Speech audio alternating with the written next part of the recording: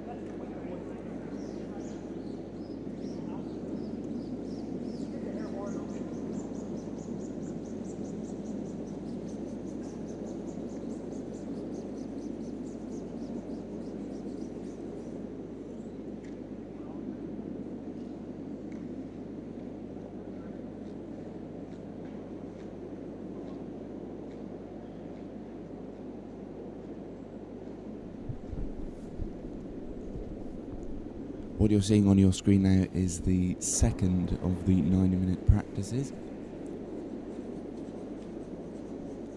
Greg Dunn, just making sure that all is well before the game begins.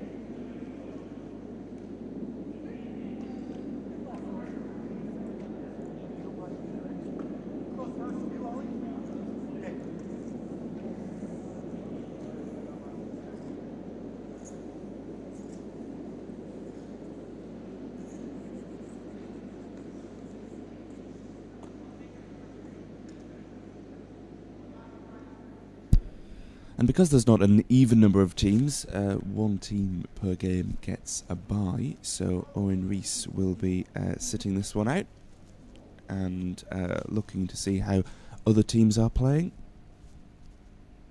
No doubt very well.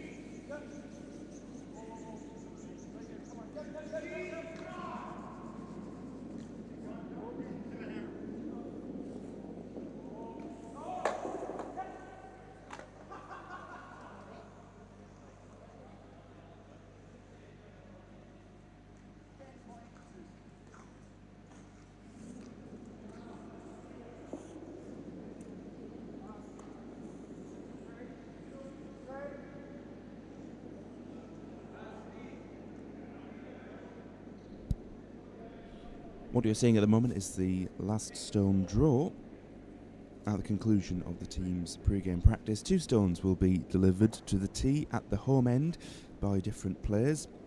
1 stone with a clockwise and the other with a counterclockwise rotation. Sweeping is allowed. The first stone will be measured and removed from play before the second stone is delivered.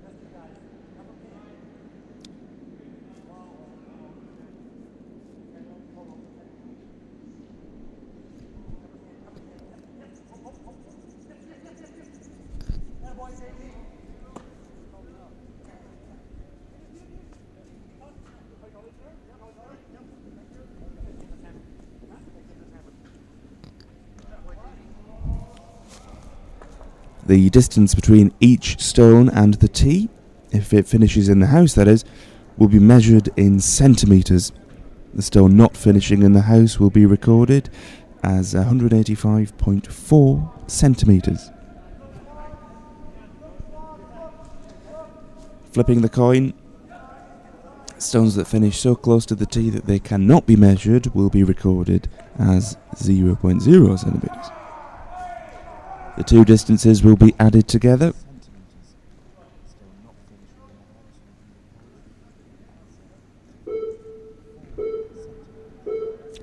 And the team with the lower last stone draw will have the choice of delivering the first or second stone in the first end of the game.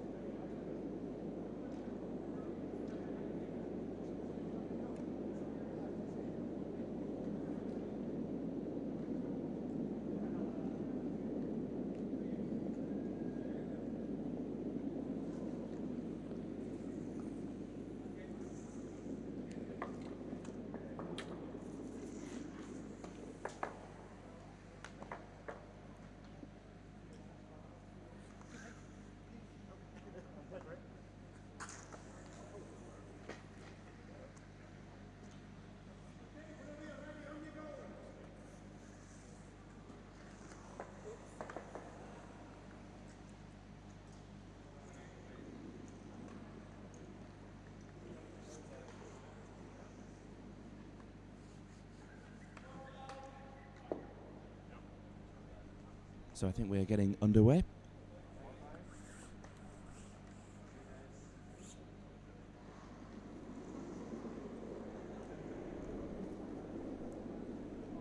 So all being well, this should be Andrew Taylor.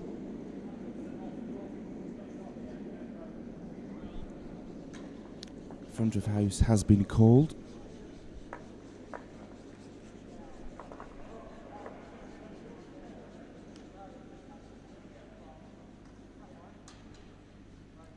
And that's a very positive start.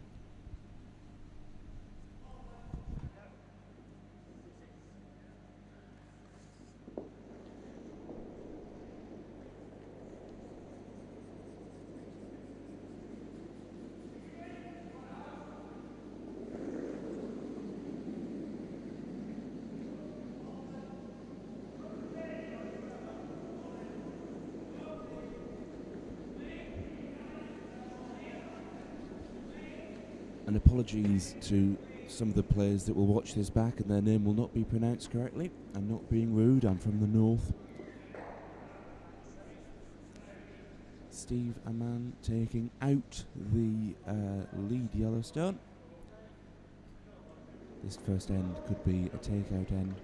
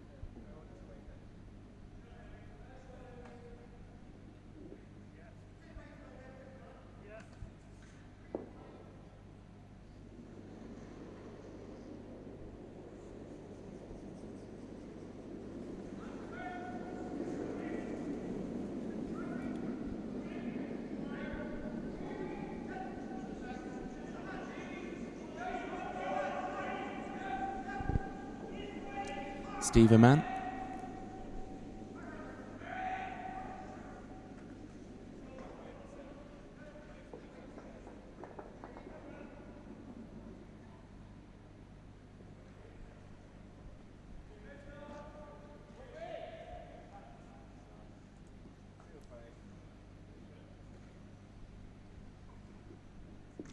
Unless I'm very much mistaken, the call to John Hamilton has been, you can split them.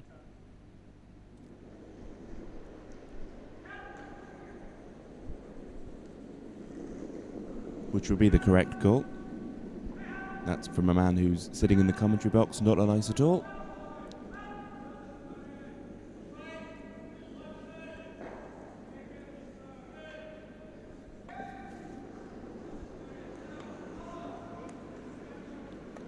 And indeed, yes, that's takeout weight. Coming into shot now.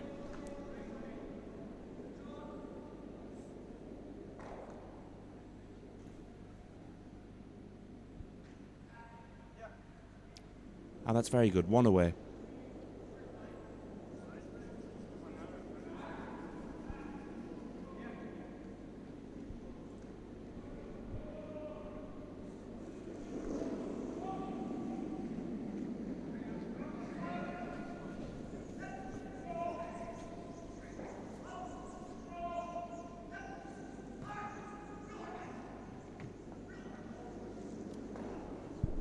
Stephen Hines.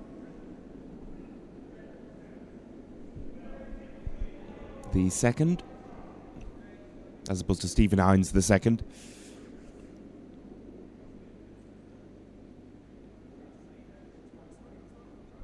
I don't think we're in the presence of royalty. Could be wrong.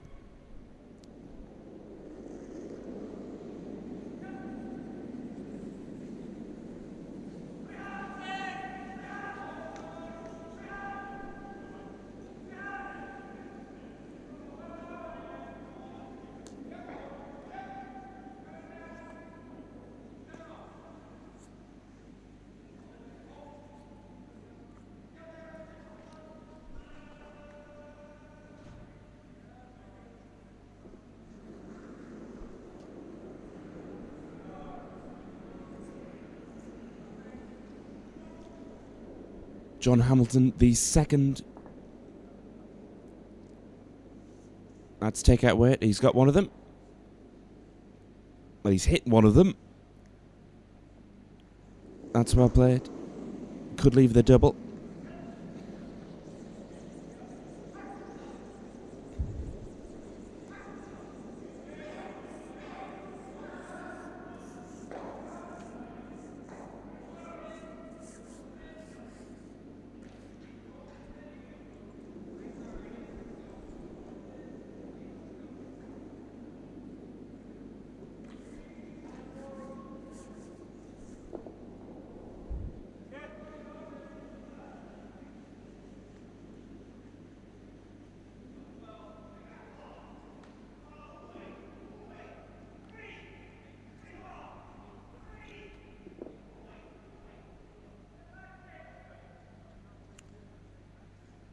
Stephen Hines, the draw into the house. They're now sitting 3. Not exactly the start that the Summers team wanted. But still very early in the end. Well, relatively early.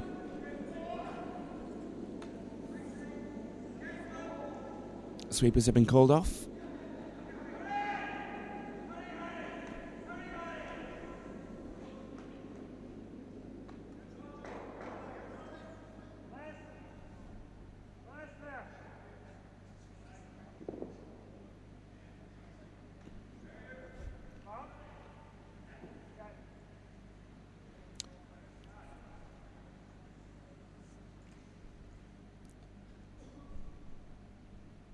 It's a very good afternoon to Charles Jackson, the vice-skip, who's taking his first shot of the day, of this first end. He's been asked to hit, or try and come up to.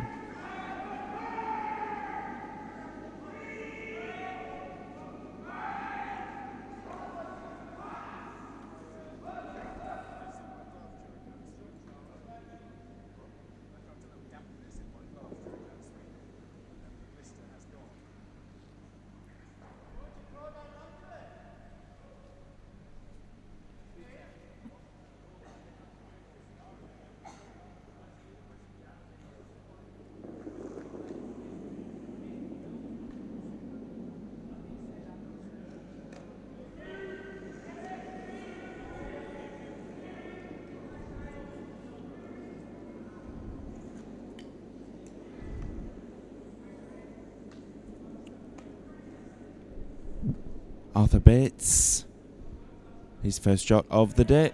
It looks to be going straight through. Yep. That's a shame. Still sitting 1 though. Oh, excuse me. That was Charles Jackson. That's the first mistake of the day.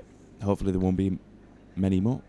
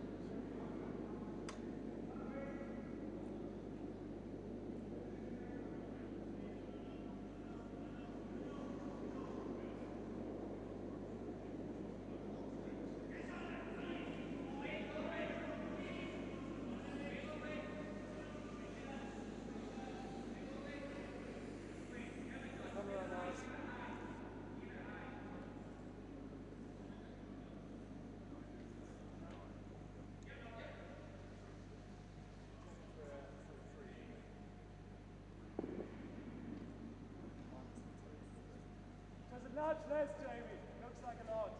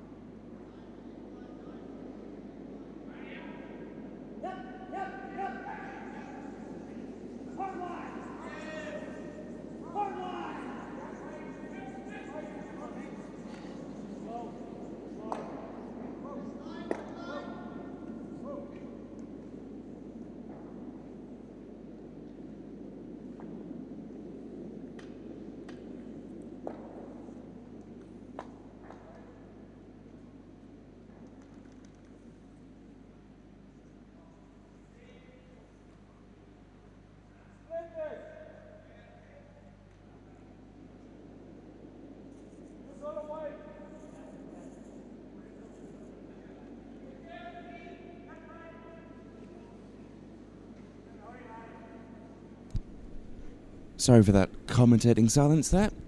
Just learning how to do these scores on the other sheets, and as if by magic, here they are.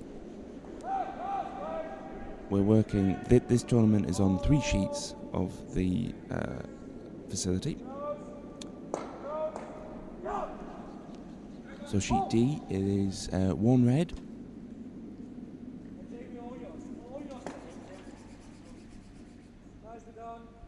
Alan McDougall's team going against James Dixon's team. Sheet E, which is the game we're covering, 2 blue. So Greg Dunn has pulled out a 2-stone lead against John Summers. And sheet F, Michael Opal is 1 stone down. Brian Zachary is responsible for that. But it's only the first end, so that's the tally as it stands at the moment. Let's get back to the first game. You might be slightly behind in the computer graphics, but we will get back. I've been so busy learning how to do scores. So loyal curling fans, here we are. This is session 2. Session 1 of the second day.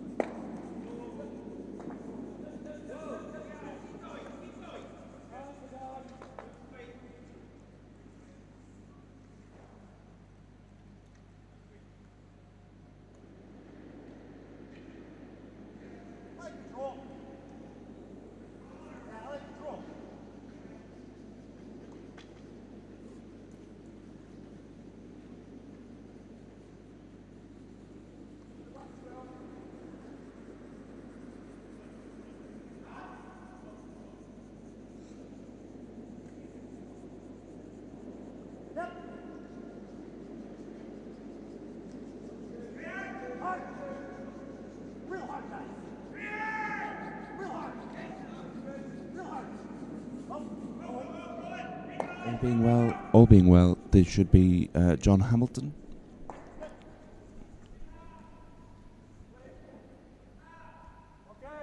Hasn't quite got the shot out of that, but he has achieved. He's taken 1 away. It's always good to minimise the risk early on. If this is me being impartial, minimise the risk if the team are ahead or behind. Just to make sure that as the ends go on, the opportunities to score get less and less, or fewer and fewer.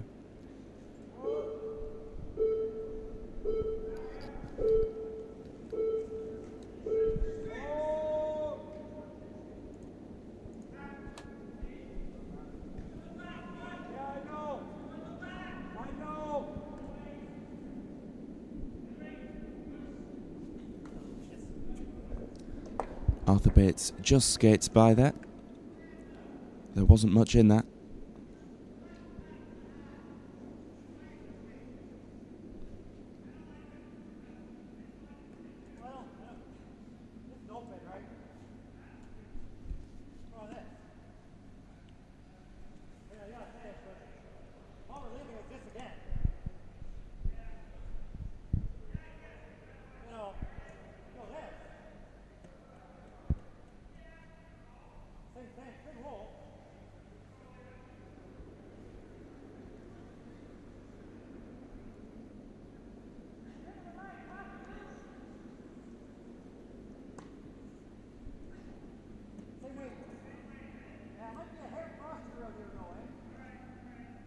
The call has been given, rightfully so. Take the blue away.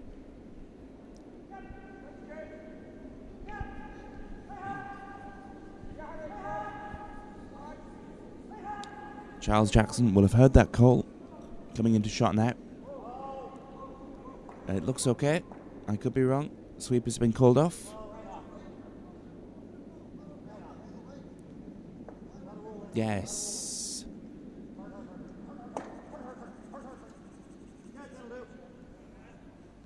It did hit the blue, but not enough.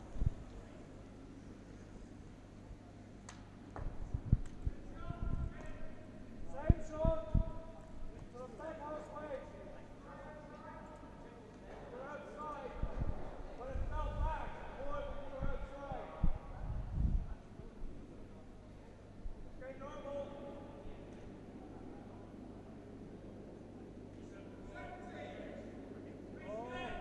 So now other bits will try to hit the yellow and roll a little bit.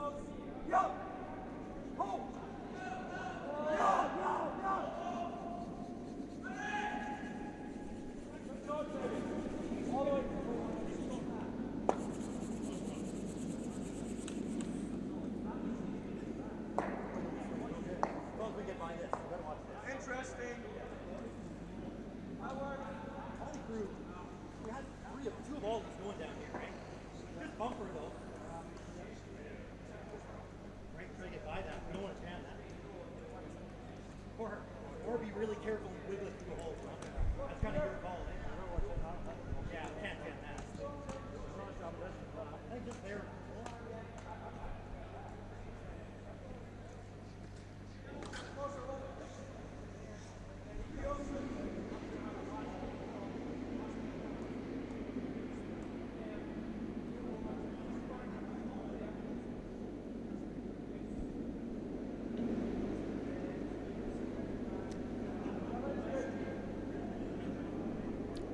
Charles Jackson, the vice skip.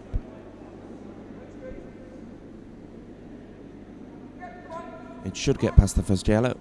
Sweepers are sweeping all they can to try and get it past the first yellow, which it is going to. Oh, I was wrong. The line looked okay. It just seemed to sort of taper off.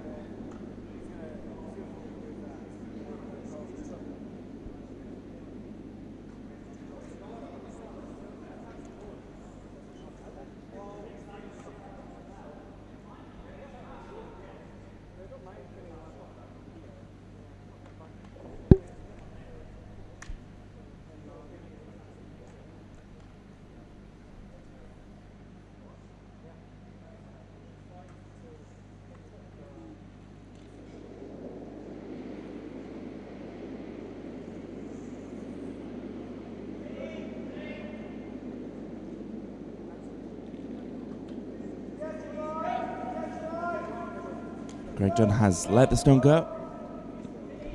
I think it might just clip the first yellow. Oh no, through the gap. But having said that, it's going. It's still going. Needs to stop. That's well played.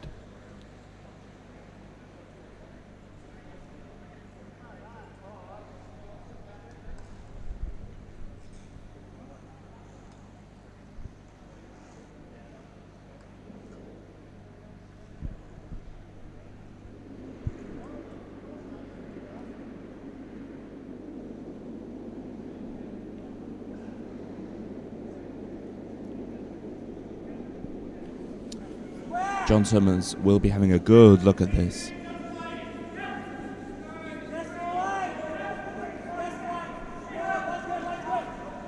Ideally, if he could clip one of his own yellows in. There's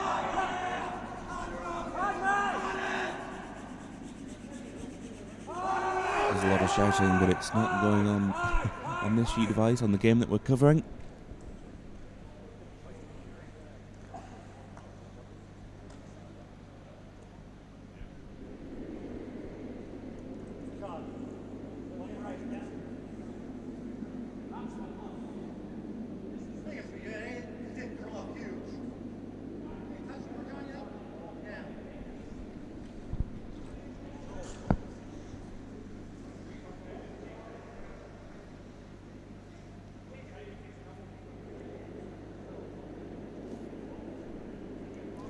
John Summers leading his team. Let's see what he can do.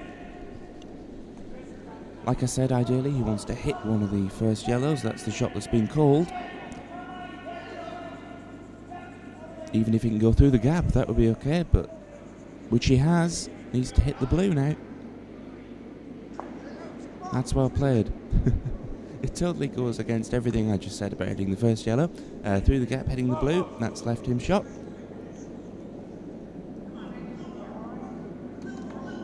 The curse of the commentator is on its way, and it's only 3 p.m. We're only an hour into this.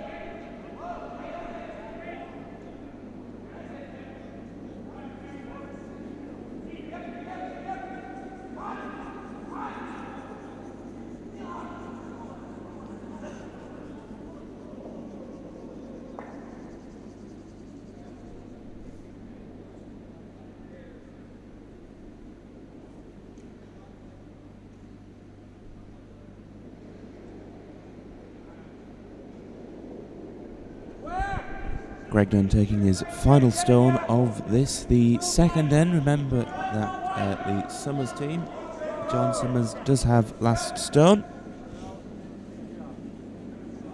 At the moment they're sitting 1, but for how much longer? Looks a tiny bit light, it is.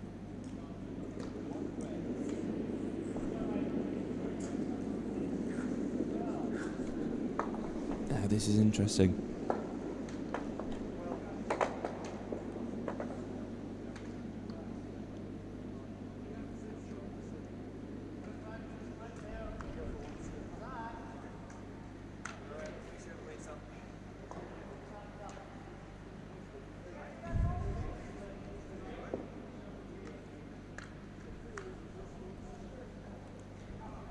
This is the last stone, or indeed the last rock of this, the second end at the moment.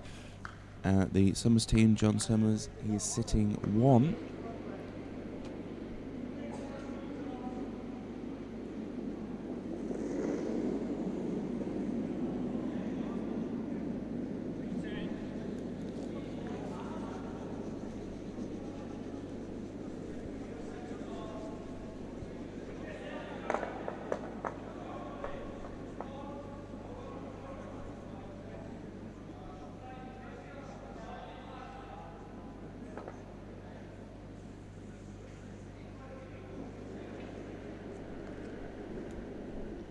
As you can see, the stone has been released. Let's see if John Summers can draw for 2.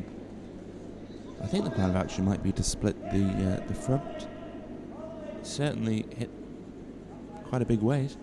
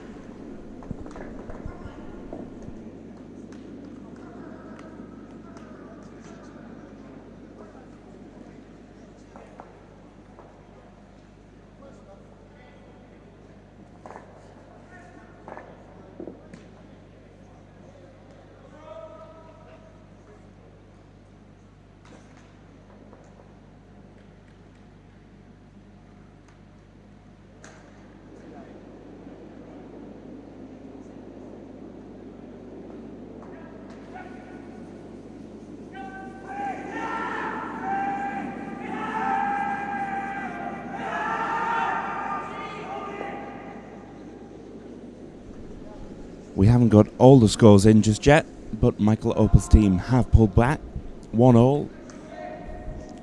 Sheet F. It's not necessarily the game we're covering, but we will endeavour to give you all the scores as they happen, as soon as they're updated officially.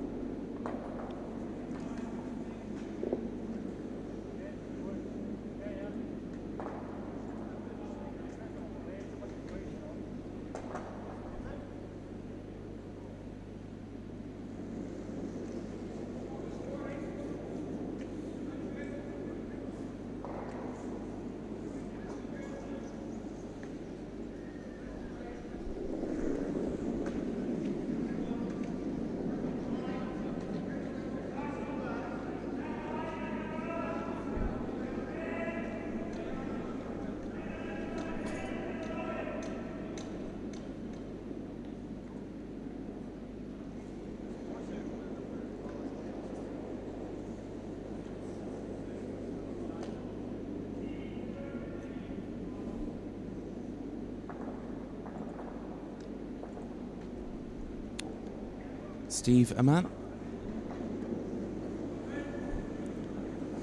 Andrew Taylor just putting a guard in there, a centre guard. Could be slightly more central.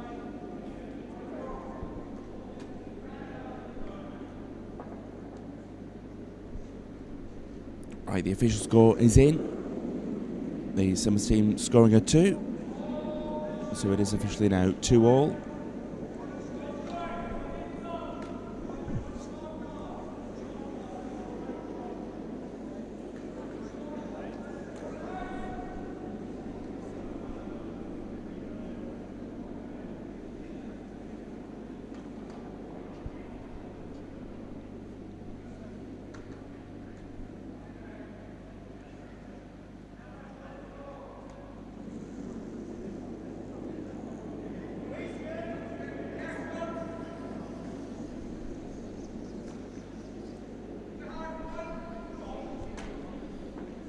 I think Andrew Taylor has been asked to go for the take-out shot. I think he's got it. Yes, he has. That's well played.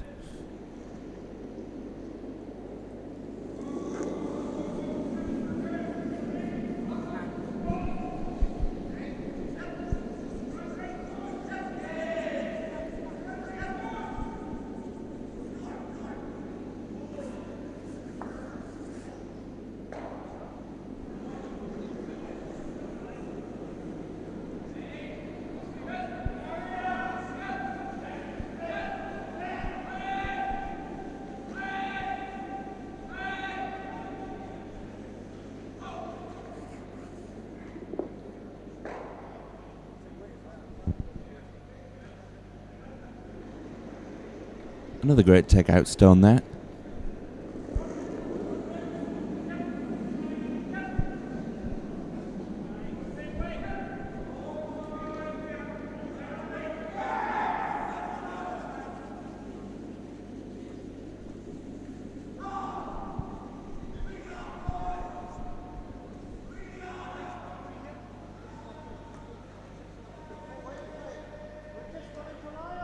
John Hamilton.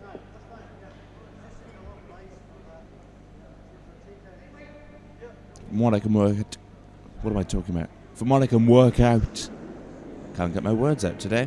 From what I can work out, he's been asked to hit it on the nose, or on the head. That's where the ice is. Needs to just come around a little bit more. That's okay.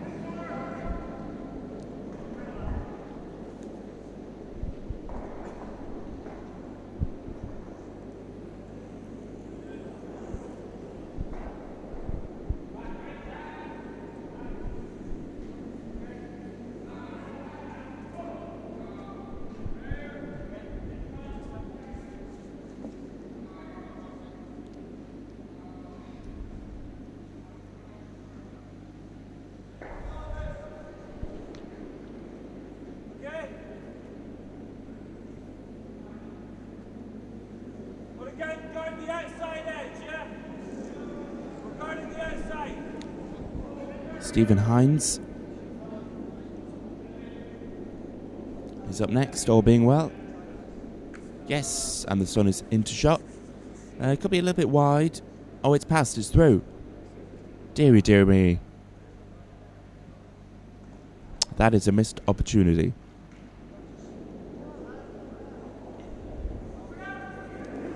Because it means that John Hamilton can try and attempt to hit the blue and sit for 2. Not everything I say rhymes, I assure you.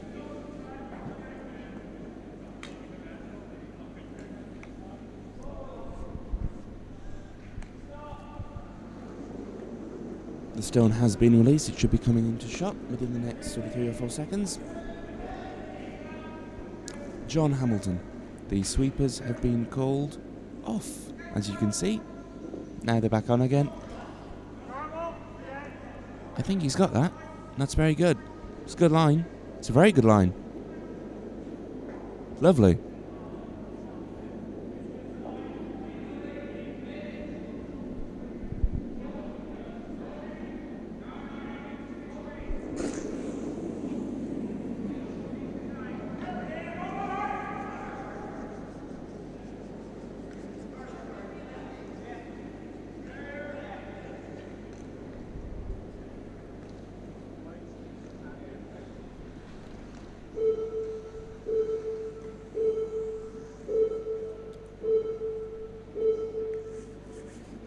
from what I can work out, the buzzer goes off every half hour just to check we're awake, and it's also a sort of timed thing. Let's have a look. Stephen Hines.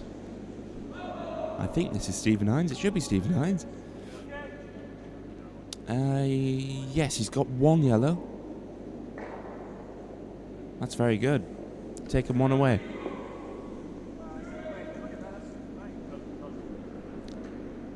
I'm not sure that... Yes, I was going to say... John Summers really asking for the guard now.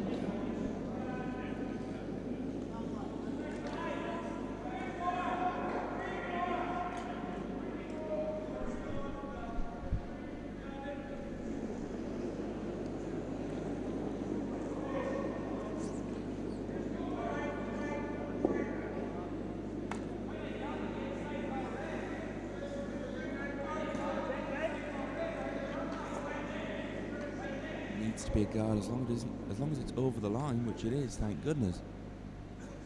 That was nearly a crisis averted there for John Summers.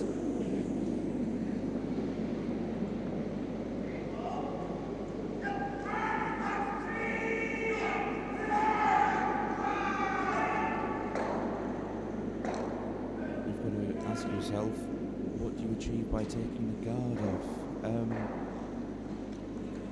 The draw isn't quite... I mean, it certainly isn't what he's asking. Being Greg Dunn. The stone has been released, I think. They're looking to take the guard off. Although what use it'll be, I don't know. They've taken the guard off, but there's still a guard there. But it has opened up the gap.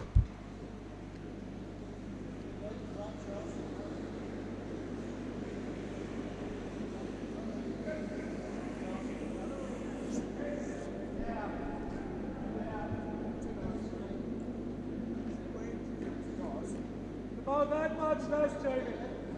Yeah.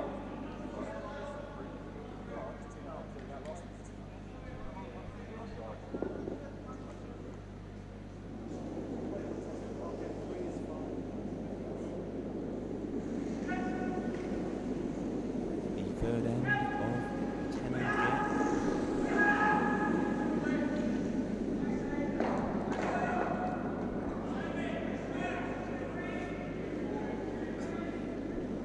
Definitely a sort of front of house guard. It looks like a front of house guard. Needs to keep going, needs to come up level, which it hasn't quite. I think that could serve a purpose there. Could be a very good decision by John Summers.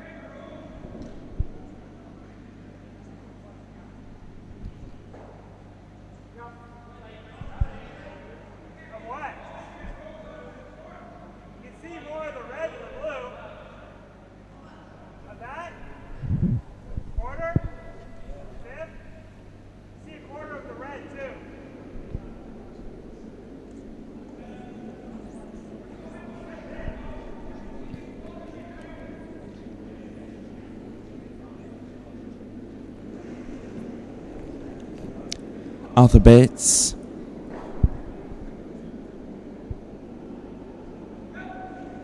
The vice skip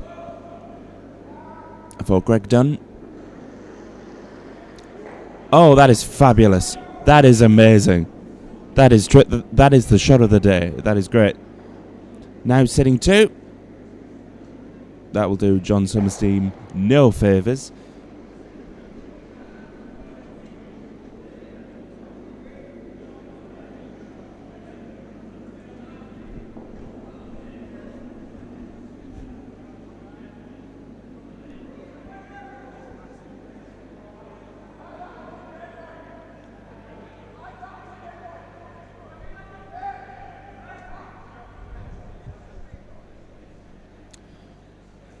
We have representatives for John Summers' team sitting in the curling lounge.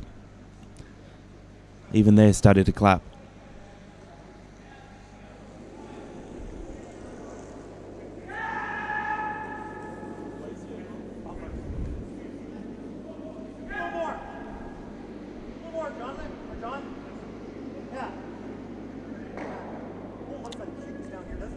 Yeah, but up there, that stick.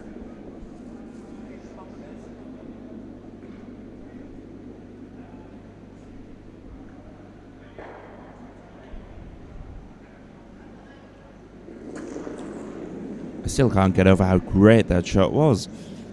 He put all the guards in, and they still get it. Fabulous.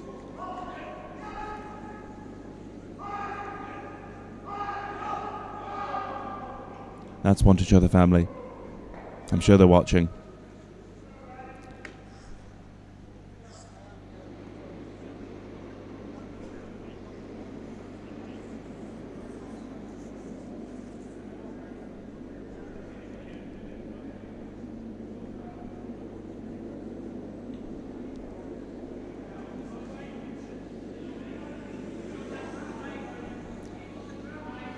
There's a lot of gestures. I don't think John Summers has learned British Sign Language. He may have done, I don't know. The stone has been released.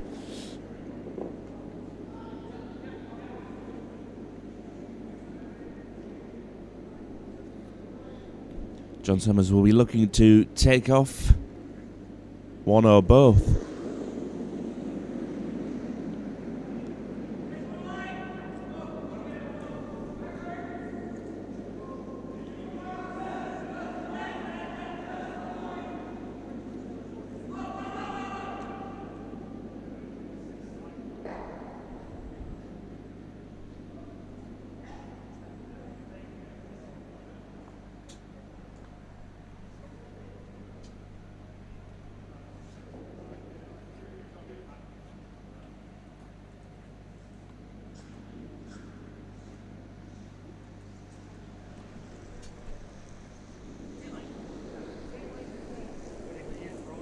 We have an updated score.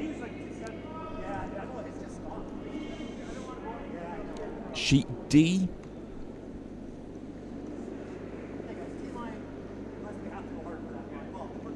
Alan McDougall's team scoring a 3, taking their score to 4-0.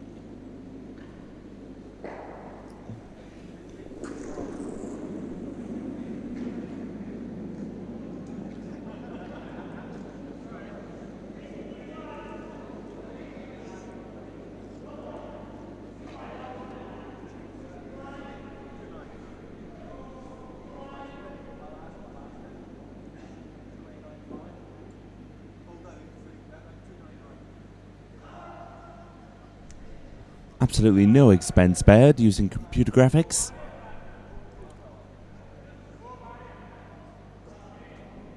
You try getting somewhere with a lazy eye to see if it's straight. Looks okay.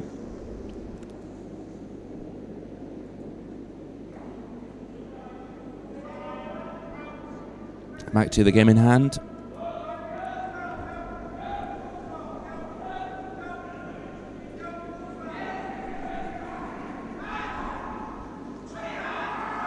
Oh, that could be okay. That could be okay. Keep going, keep going. Stop. That's well played. The mood in the curling lounge. It's going south rather quickly.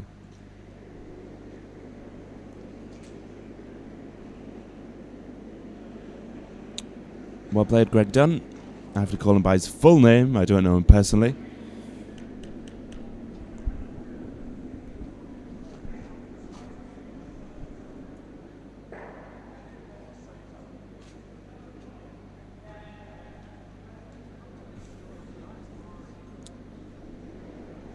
What can John Summers do about this? Last stone in this, the third end.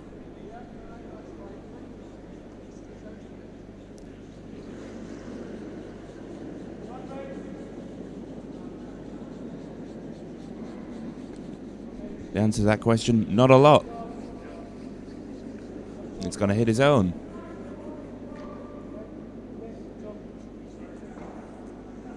That's unlucky. 3 blue. That's definitely 3 blue. Don't need to measure that time.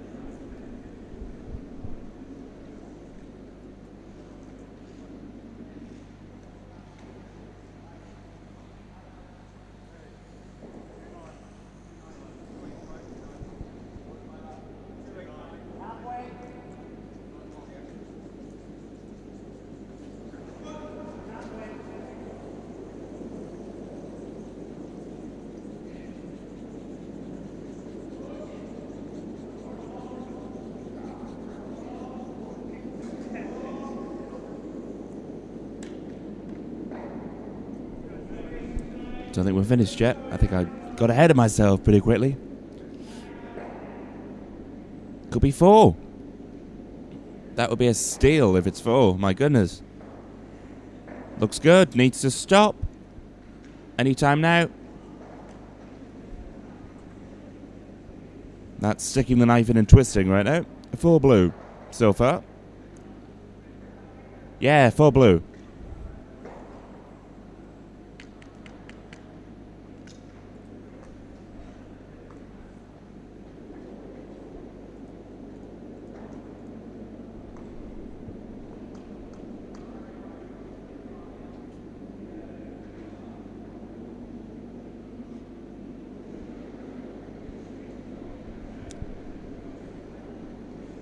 So after 3 ends, the scores: Greg's Dunn team 6, Greg Dunn's team 6, John Summers' team 2.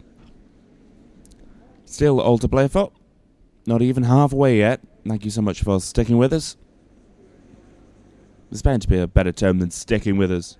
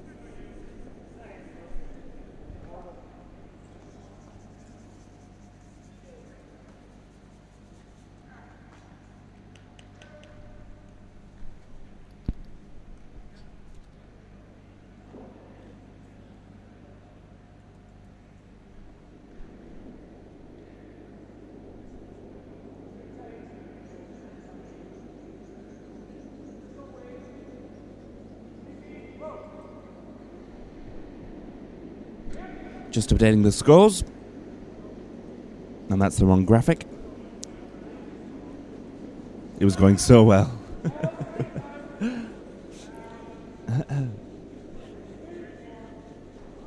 Alan McDougall's team pulling out a lead. They're sitting at 7-0 now. Oh, sorry, it's not football. 7-0.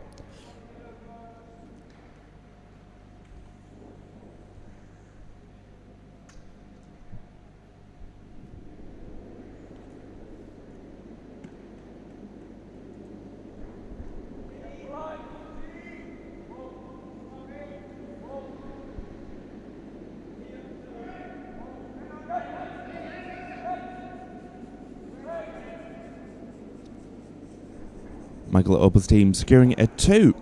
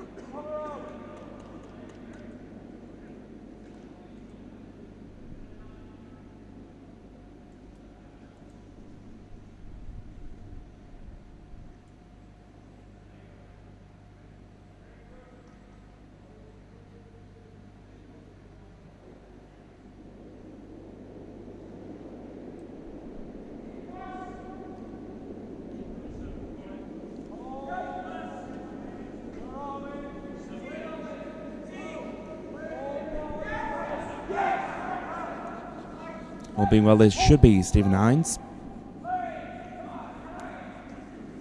Looks light. That's why they're swimming it so hard.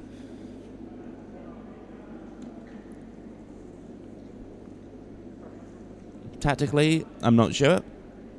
Guarding the opposition stone isn't exactly the position you want to be in. Could be wrong. This is the best. The back eight's perfect. Like, you're just gonna leave it here, right?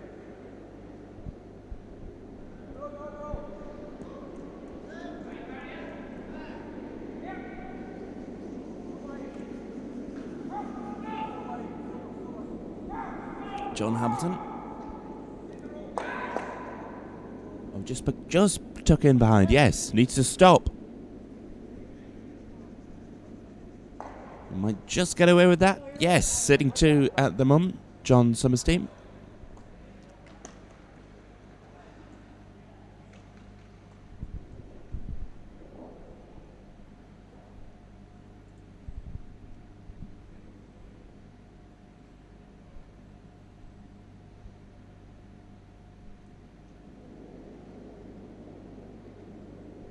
Real tight on line. Hard.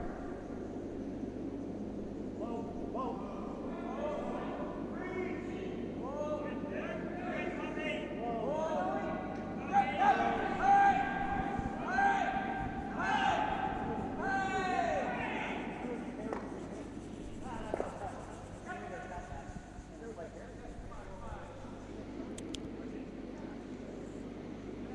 Sadly, there's not a lot you can say about that, Stone.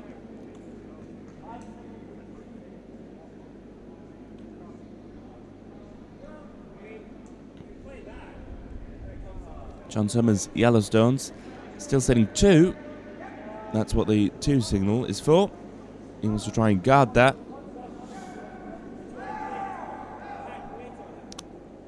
That's where he's going ice for.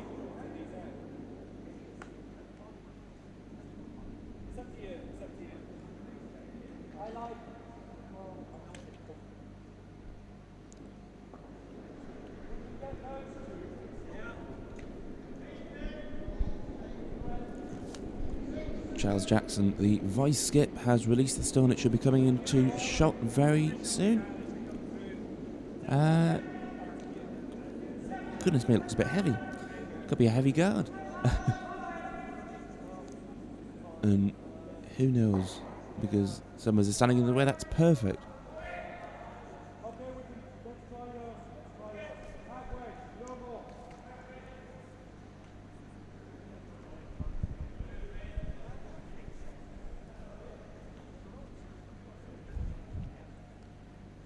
So 3 Yellowstones in the house. That would take the score up to 6-5 as it stands. Not quite finished yet though. Always got to play the numbers.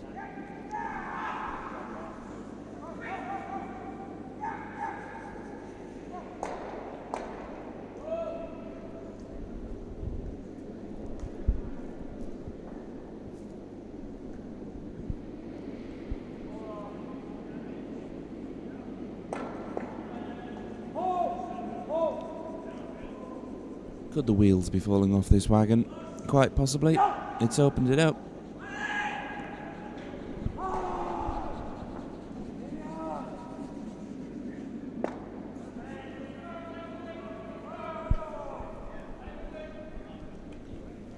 I'm not being satirical when I say that, by the way.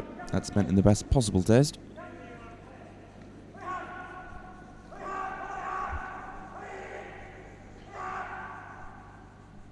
He could be really greedy, actually. I think two... No, I think it is 3. Well, I can see the camera angle. Yeah, tap it back just a touch.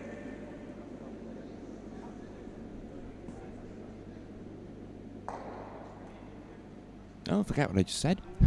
Take the blue away. How quickly the shot calls can change. The joys of curling, ladies and gentlemen.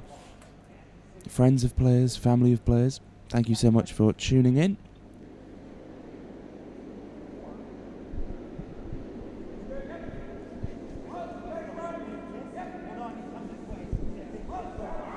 Charles Jackson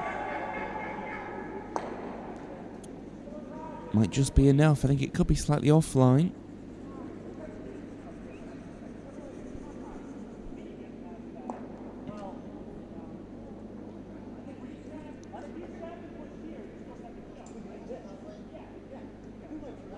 That's a very well played stunt.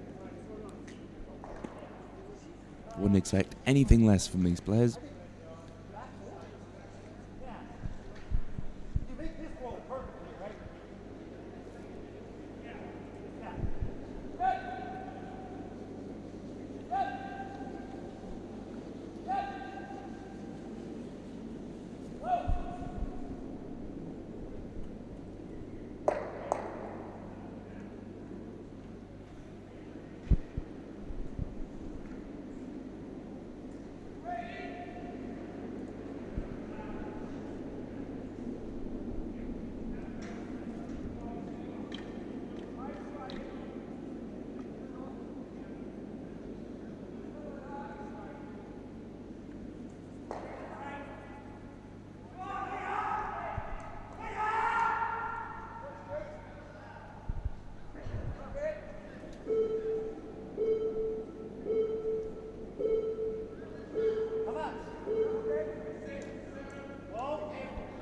Just trying to use my telepathy skills as a commentator. I think if John Summers can ask advice just to tuck another yellow in behind, that would pull him level.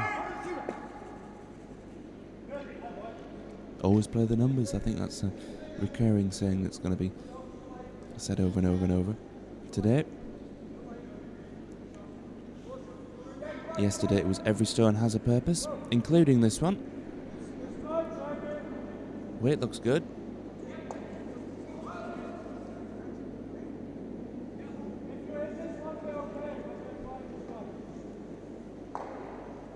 And that is 4 as far as I'm aware. Yes.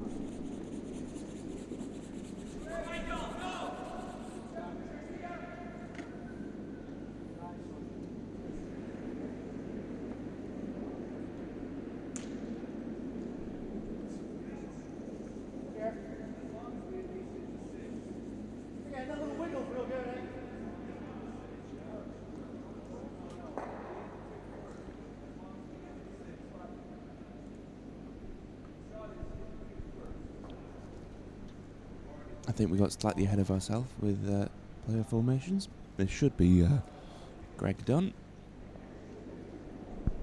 Happens occasionally, ladies and gentlemen.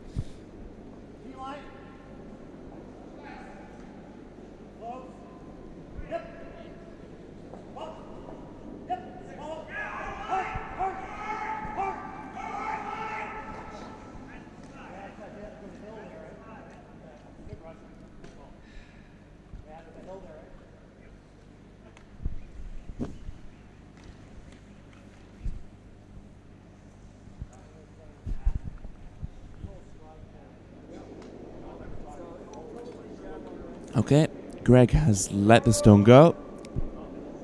Sweepers have been called off almost immediately. It's a dead weight. It's going to hit the first yellow and the second.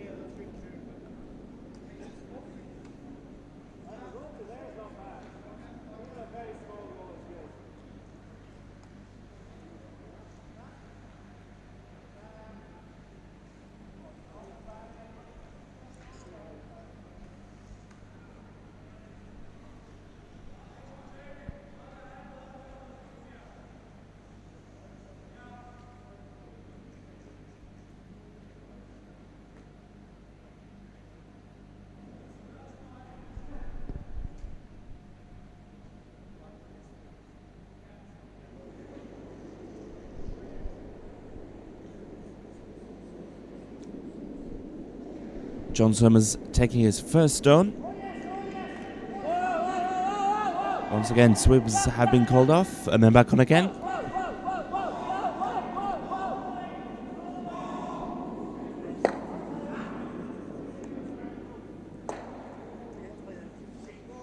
Oh, well played. Well played. My goodness.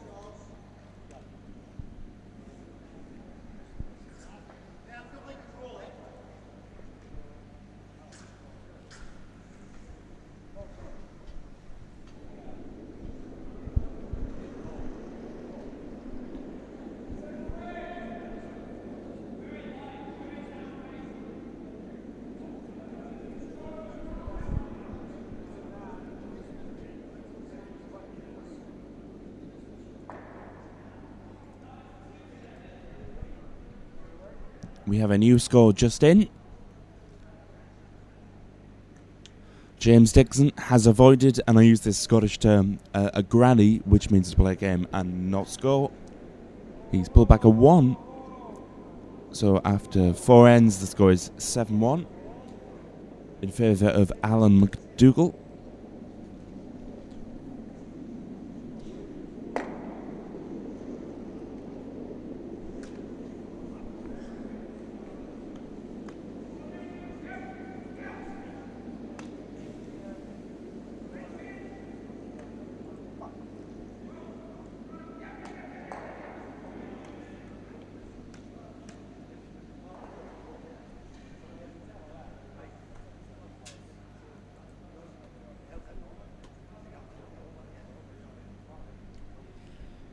Greg Dunn now. His last stone of the 4th end of the 6 end minimum 10 end game.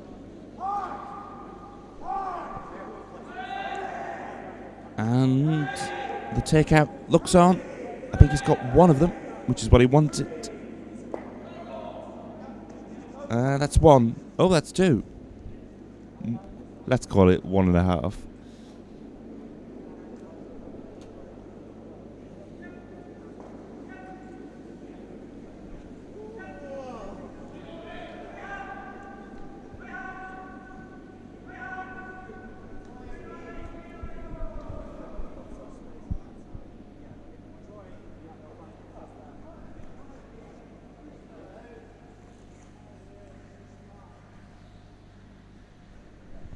Oh, this could be a very decent shot if it happens.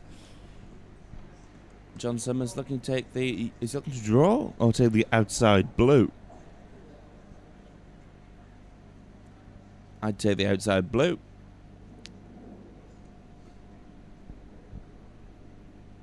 I don't see what taking the inside blue would do.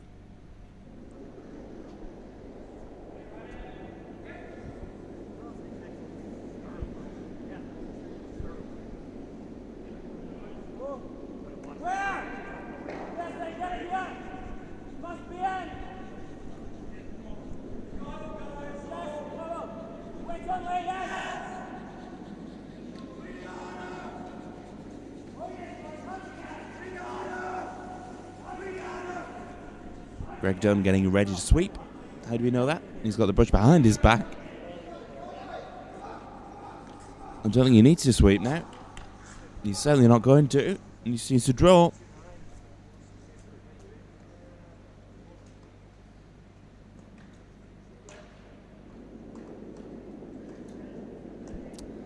We will have the score as soon as it is updated officially.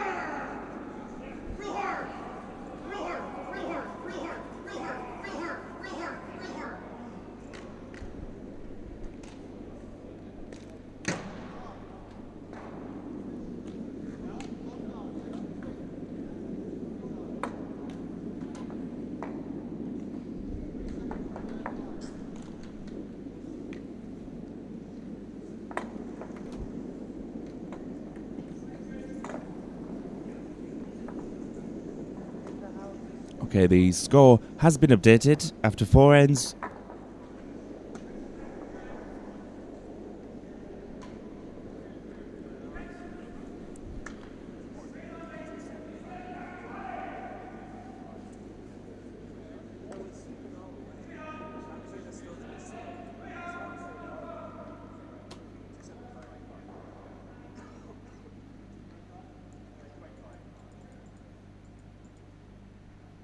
Six all.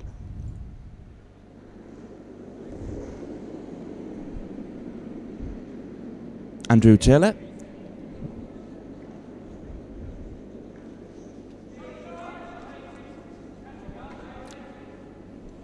Could be a touch heavy. Just a touch. Oh, excuse me. It's not even Andrew Taylor. Andrew Taylor's taken his shot.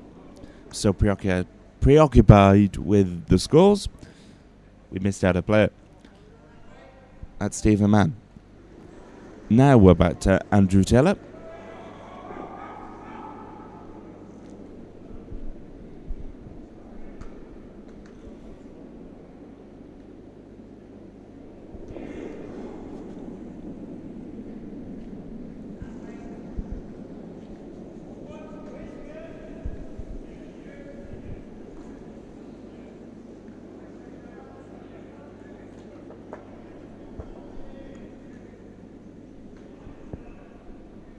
We have a new score just in officially. Michael Opal's team scored a 1, taking their score to 4 stones 2-1 against Brian Zachary on sheet F.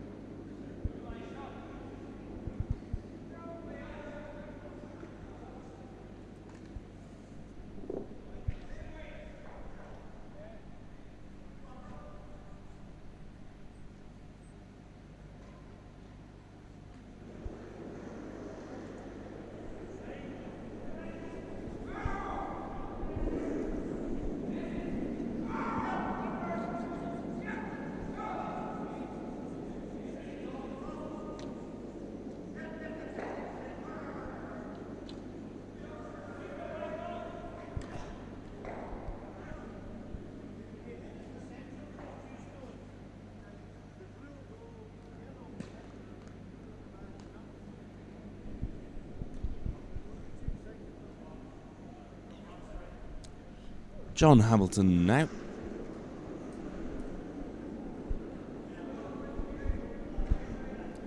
He's let the stone go. Should be coming to shot as of now.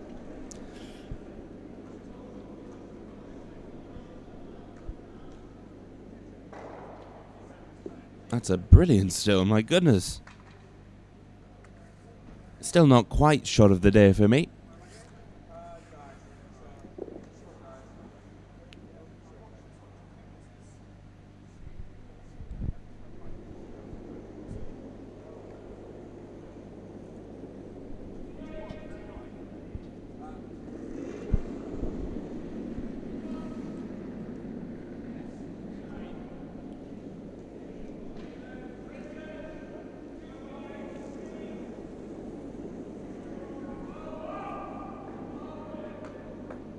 Stephen Hines, the second player, has let the stone go. Obviously, it's a curling match. The idea is you do let the stones go. That's a better looking shot. Needs to keep going. Yeah, that'll do. Well played, Stephen Hines.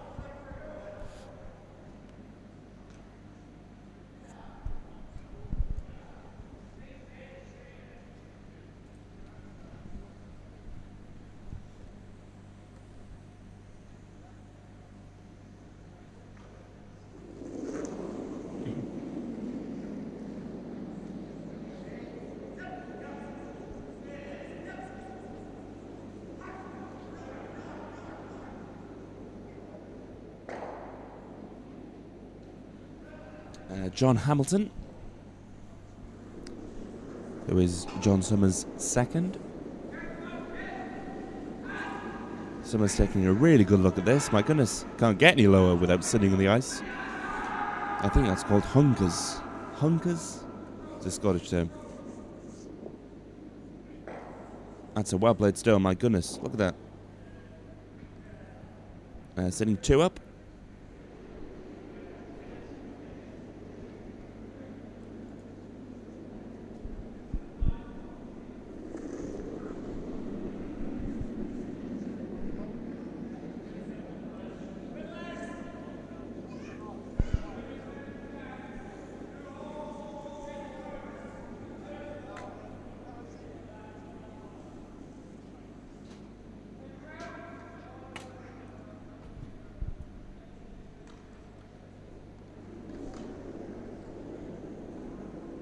The stone has been released.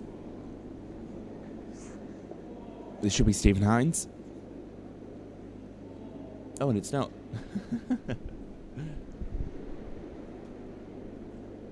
Oh, it is. I was right. Stephen Hines. That's a very good stone. That's 1 up. Because the yellow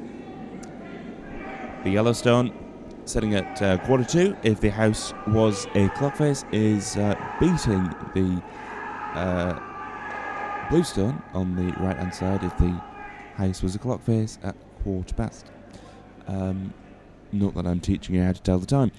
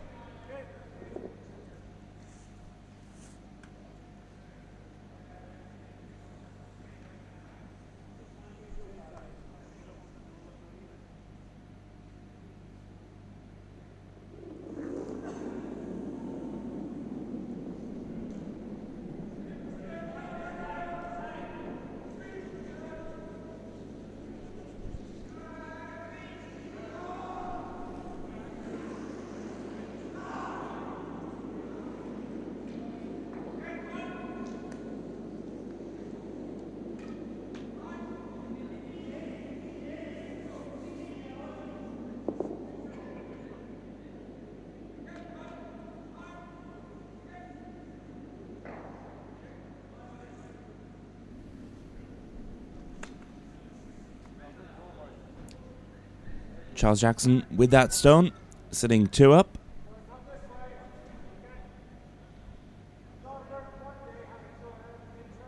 Have to take the yellow out.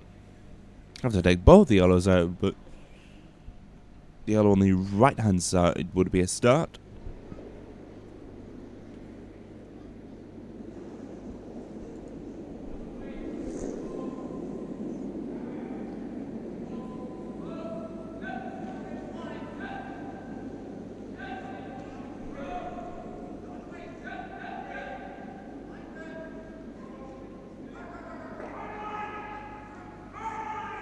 That's well played.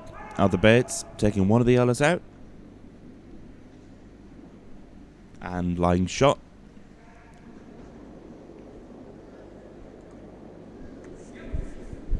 Remember, both these teams are sitting at 6 stones all. After 4. So it's still all to play for. This is by no means a runaway game.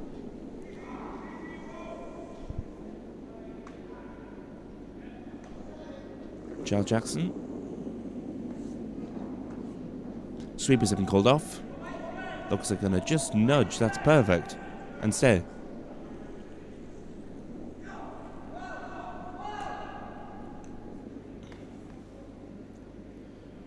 It's still 1 yellow with a measure. Definitely a 1 yellow with a measure.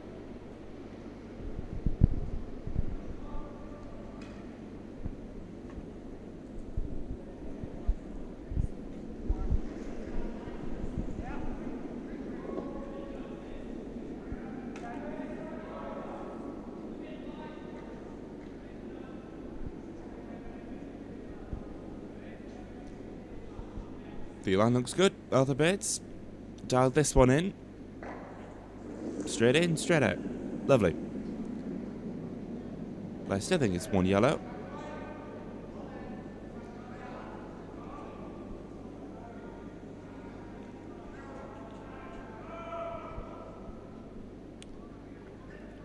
Remember, if you disagree with anything I say, please do. I'm not the coach. I'm not the player. It's just an opinion. That's my disclaimer, and I'm sticking to it.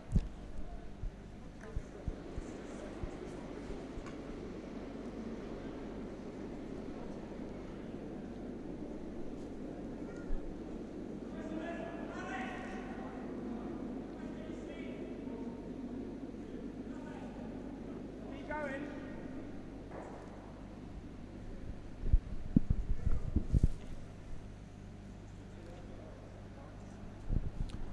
John Summers taking his opening stone of this, the 5th end.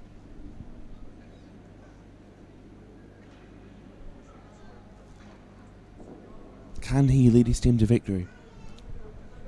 Equally, can Greg Dunn lead his team to victory? More importantly, can I stop getting tongue-tied? We will soon find out. The answer to all three of those questions.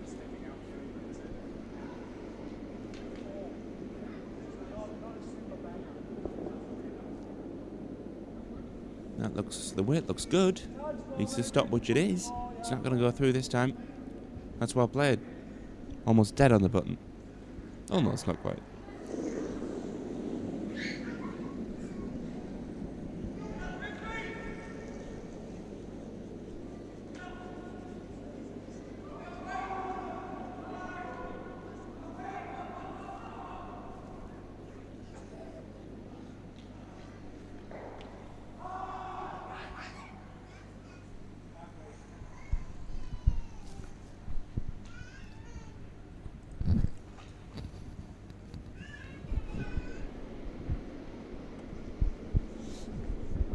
Greg Dunn now, the skip, using the blue stones in this game, just in case you hadn't worked that out after 5 ends, or 4.5 ends.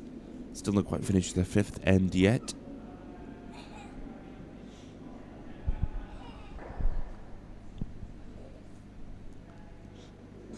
The stone has just been released, and I don't even think that's Greg Dunn.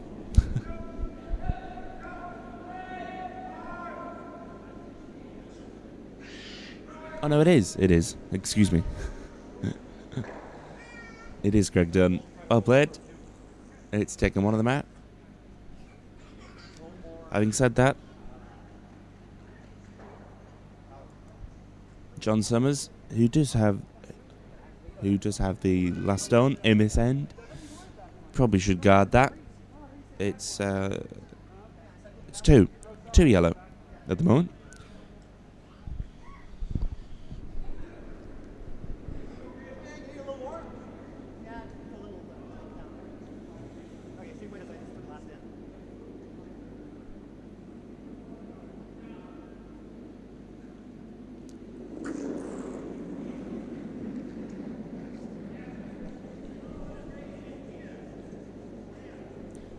I must apologise, actually.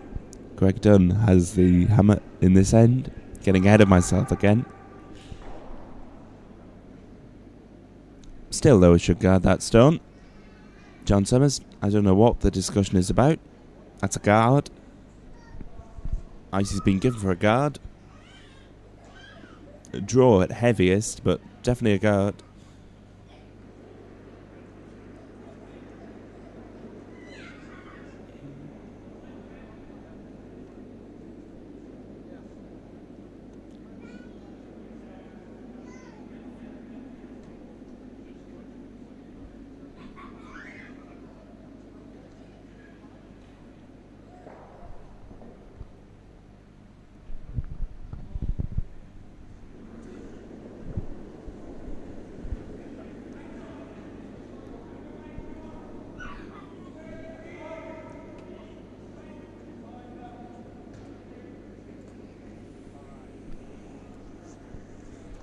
An updated scorecard will be shown very shortly.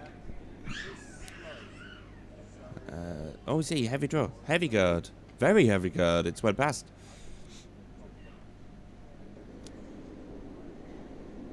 Okay, the double is on. I'm sure the double is on.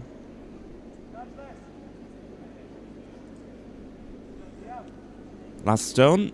What have you got to lose?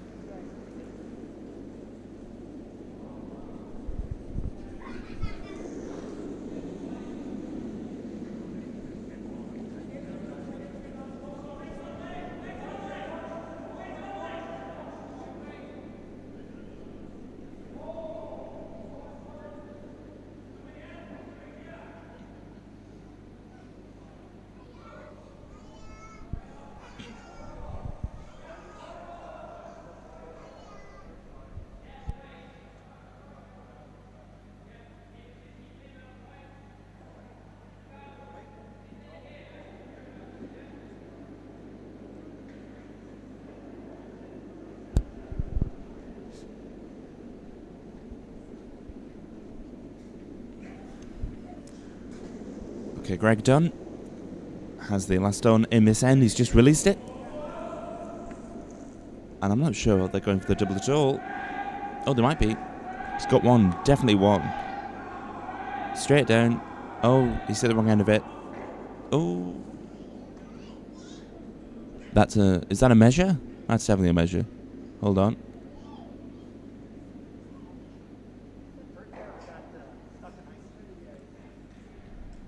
That a measure? Is that a measure?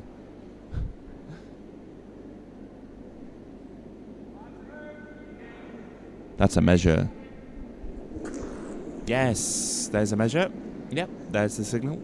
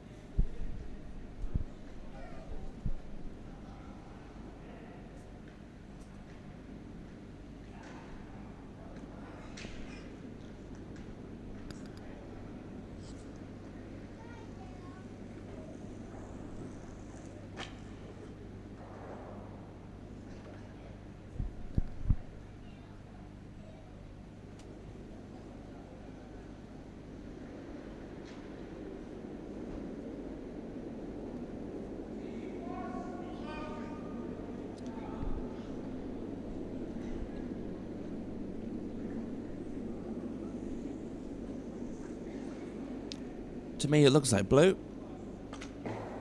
Yes, it is blue. Why didn't they just ask me? One blue after the fifth end. Takes the score to 7-6 in favour of Greg Dunn's team. And they will get a 5-minute break after the fifth end. And I'm still not quite sure what they're going to do. There's no tea on offer, there's no coffee. You're still on ice.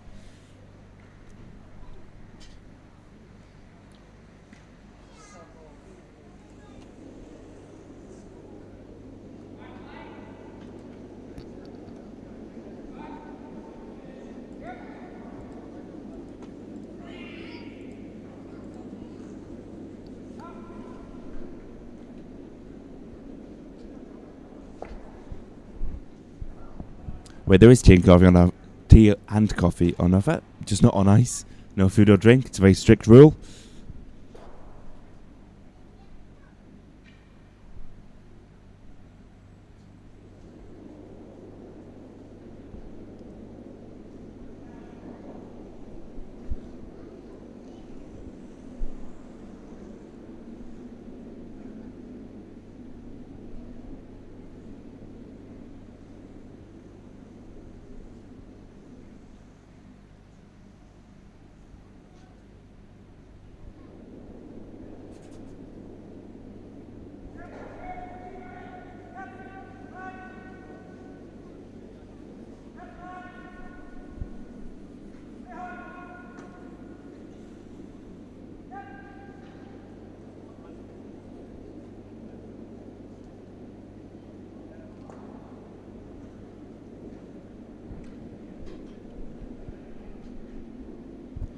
Just trying to update the scores.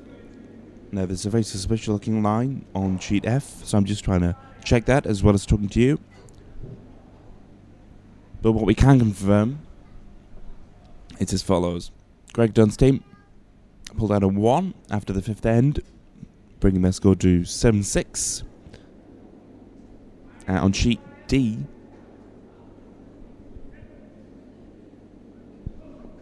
Alan McDougall has pulled out a 1 as well. So their score is now 8-1 after 5 ends.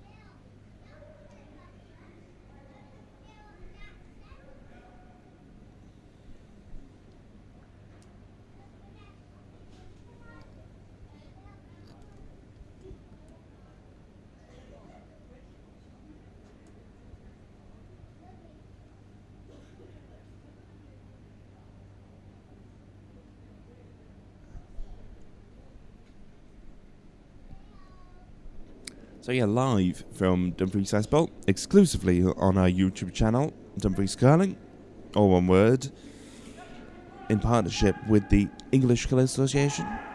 The National Men's Championship 2015 is entering its second day of competition this Friday the 20th of February. A game that started at 2 p.m. and another game that starts at 8:30 p.m. We will try very hard to give you that game at 8:30 and to stream it live.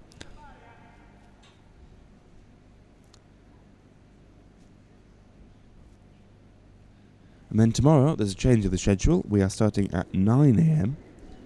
and then the last game of the day is at 2 p.m. And then Sunday 9 a.m. and the final at 2 p.m. And we will try and bring you as many of those matches and scorecards as possible. So thank you very much indeed for sticking with us. The teams are still on their break.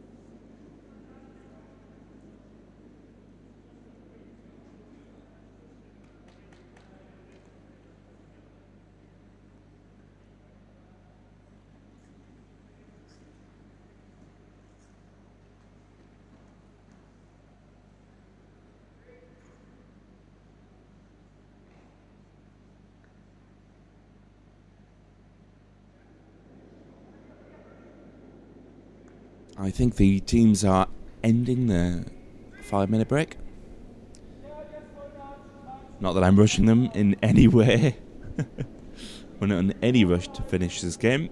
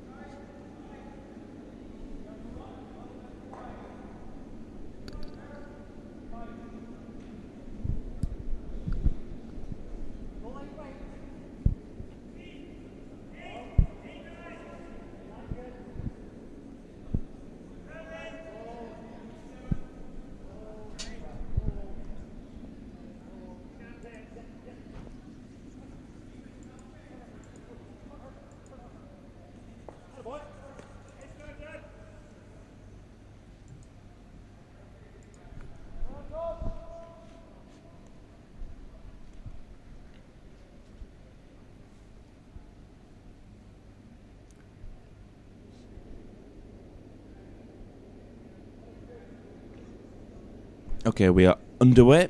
The 6th end. Steve Aman to start. In fact, he has started. This is his second stone. No, it's not. Excuse me. Andrew Taylor. His first stone. They always sneak the first stone in.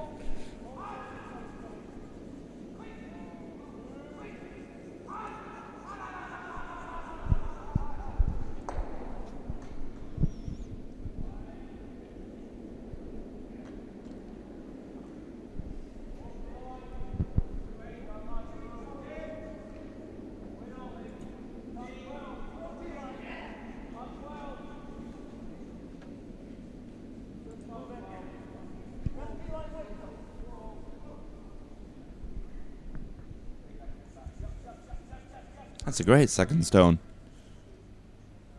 Well played, Steve Aman.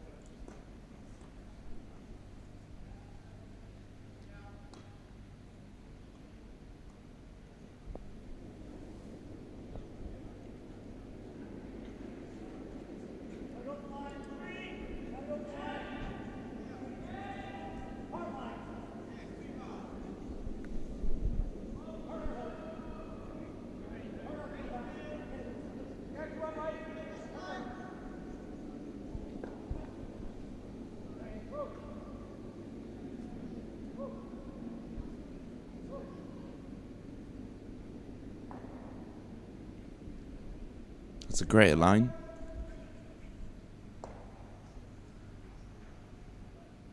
That's a very well played stone. I don't think it's quite enough. Blue is still shot as far as I can see.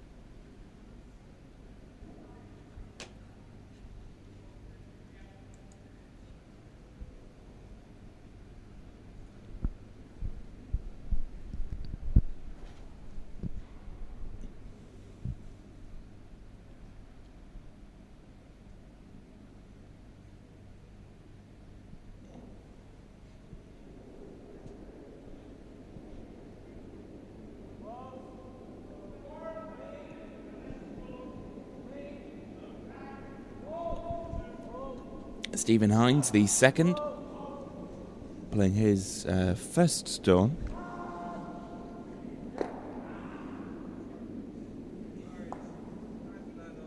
And that's a very well played stone, my goodness. So that's 2 blue as it stands.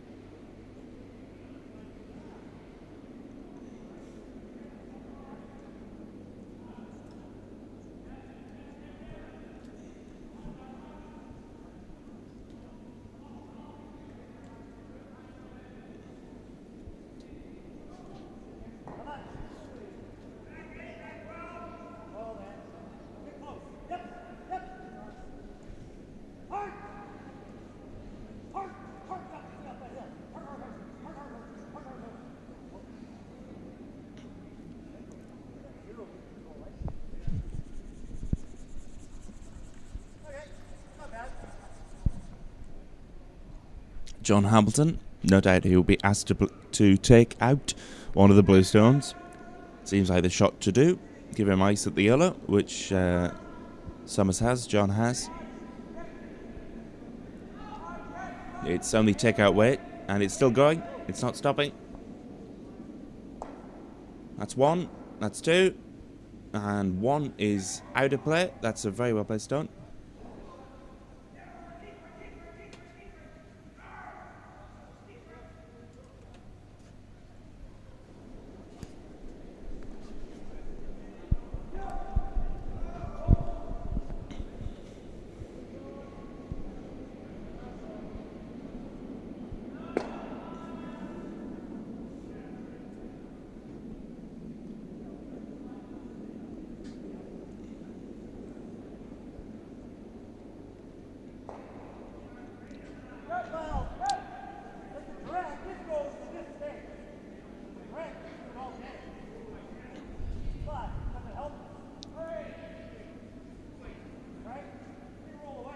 Stephen Hines with his second stone.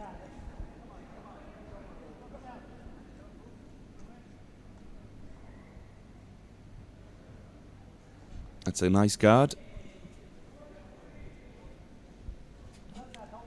But if you're a Dunn supporter, not exactly the supporter that's Dunn, if you're a Greg Dunn supporter, friends and family, he needs to play the numbers.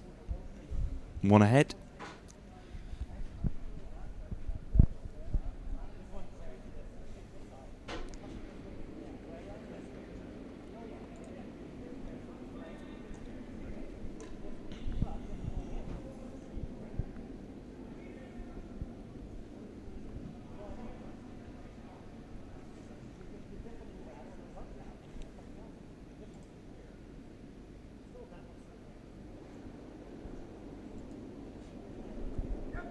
John Hamilton. That's a pretty... it's given ice in a very strange place. There's John. No doubt to be the perfect place, unless it goes horribly wrong. That's heavyweight. Not quite take out. Draw-ish. Is it one? Can't see. Yes, he appears to have hit one, which is needle in a haystack stuff, that.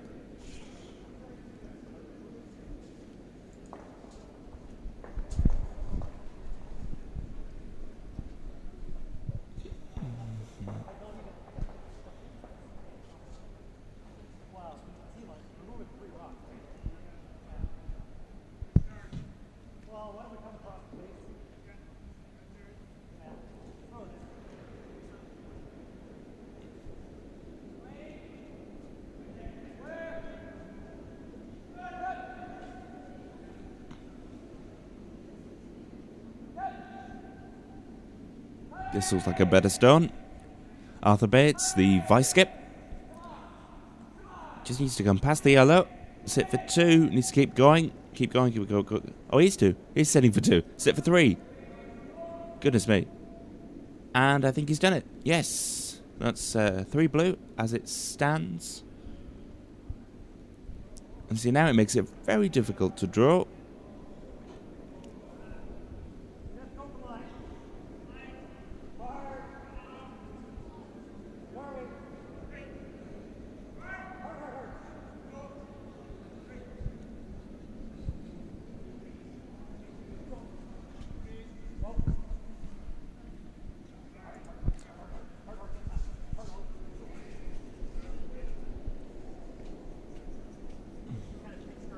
But equally as difficult to take out. T-weight. Try and come through the gap. Giving ice outside of his own yellow is John. Charles Jackson will have heard that call, seen that call.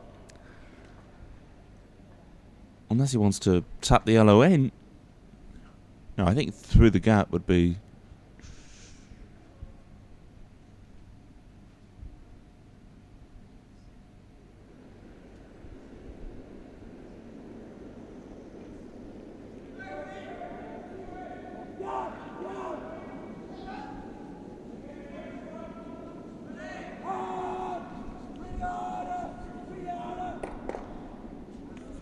Yep, through the gap is what they're going for.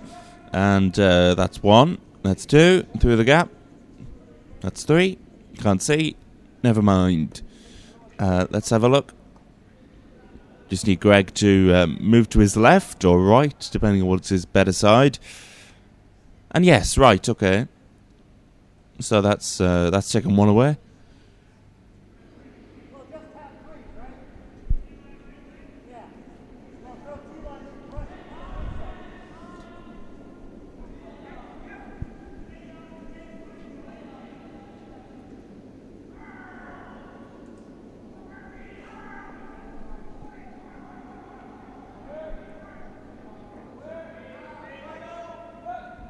Actually, I say that might be a measure as well. The camera is slightly deceiving. Arthur Bates, the vice skip for Greg Dunn. That's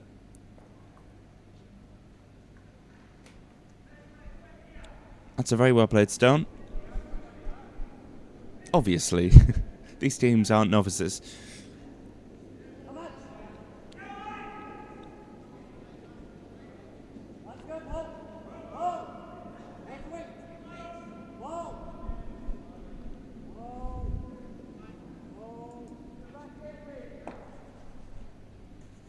Backering weight has been called. Try and hit the yellow. Hit it in. Had to be one heck of a shot. Let's have a look. Can Charles Jackson do it? Probably. But let's just build up the suspense like a bad soap opera.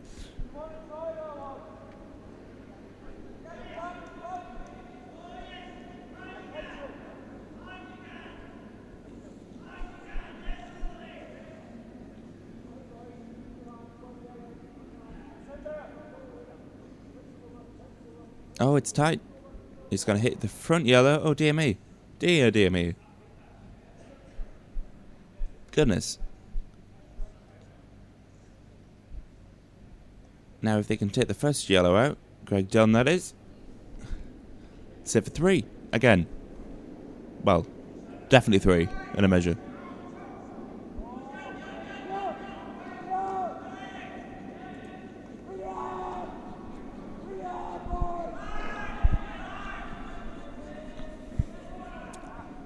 It wasn't a terrible shot, but it's created an opportunity for Greg.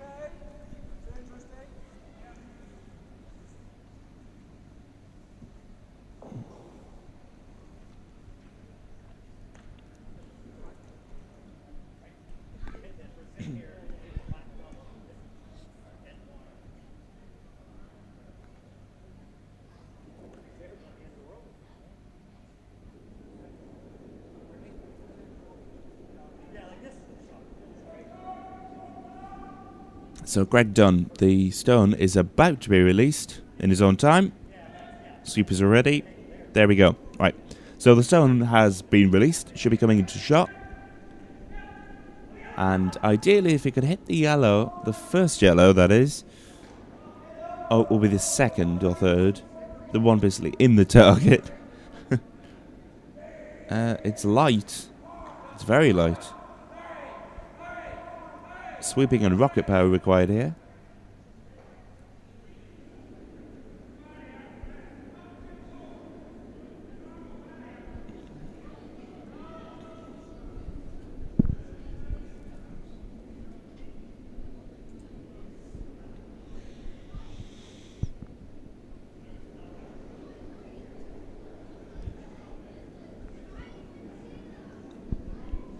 Having said that, and I made that joke in a satirical way, it's guarded, but as we've seen, some guards don't always work. There's every chance that a stone could be hit and promoted.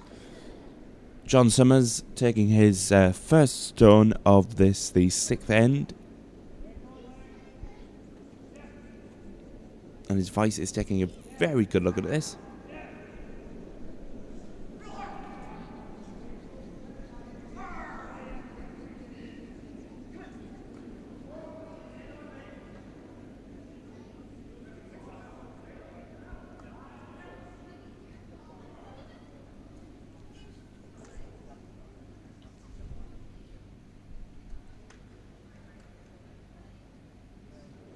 He's decided on a shot. Probably the right shot to play. Although equally, if it is slightly tight, even if it hit the first cluster of stones, it might still be okay. Doesn't look tight. Oh, it could be. Actually might be tight. Hold on. No. Perfect, but not what he wanted, I don't think. Hasn't really guarded anything apart from the blue stone that's in the centre.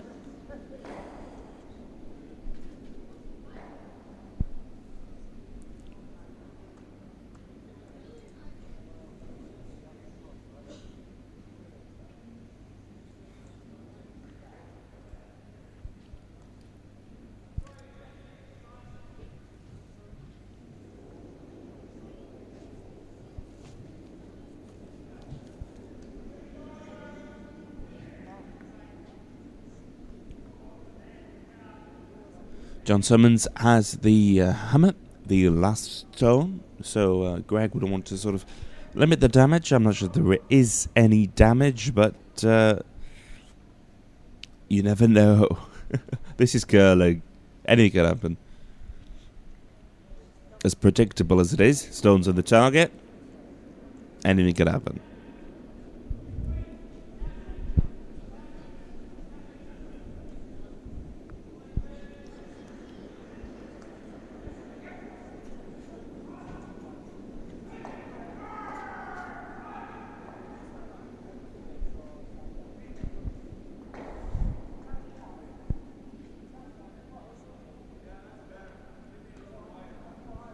Interesting call here.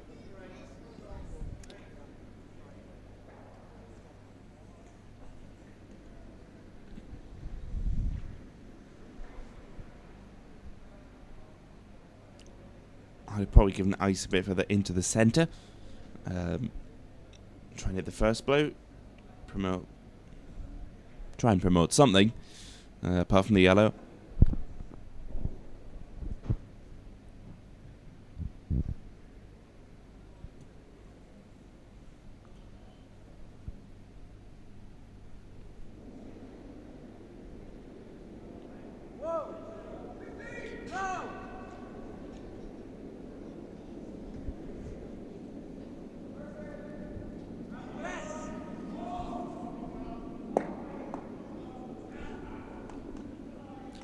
Sitting one as it is, which would take us to 8-6. Maybe you're playing the numbers. They probably are. That's well played. That's another guard, another wall, another brick in the wall. That's a Pink Floyd song. Essentially protected the stone in the centre.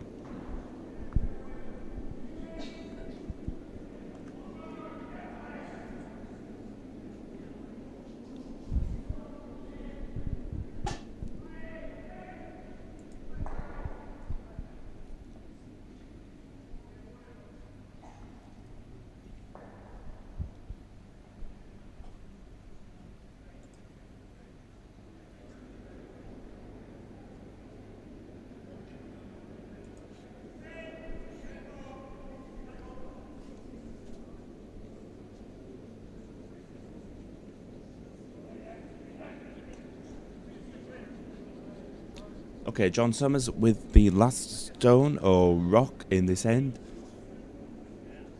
This is the 6th end. This is the 6th end minimum. Oh, this could be quite good if he keeps going. Oh, it's going to go past it. Unlucky. I thought maybe if it hit that corner yellow, which is what they were going for. Definitely one blue.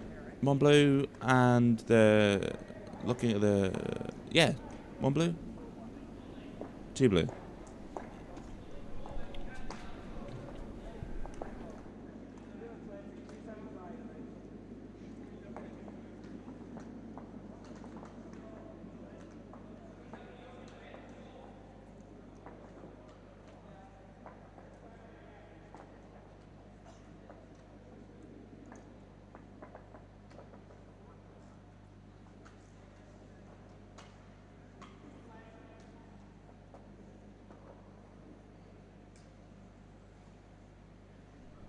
Okay, so there are no scores to update you so far.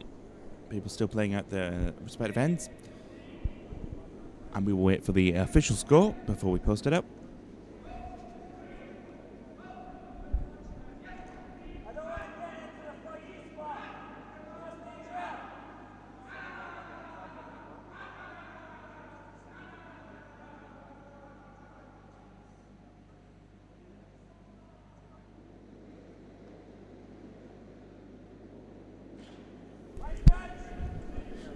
After all that umming and ahhing, I was right. The second time round, 2 blue. Which takes us to 9-6 after 6 ends.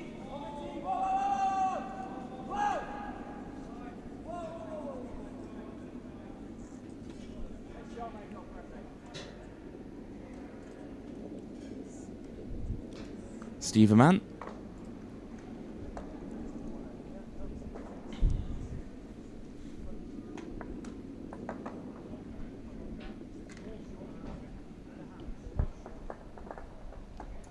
Now, John Summers has asked for a guard, a centre guard. The stick went up. Brush went up.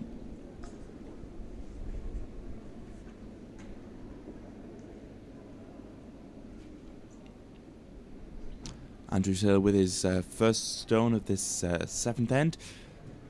I was going to say a bit heavy, but no, actually it could be perfect. That's well played.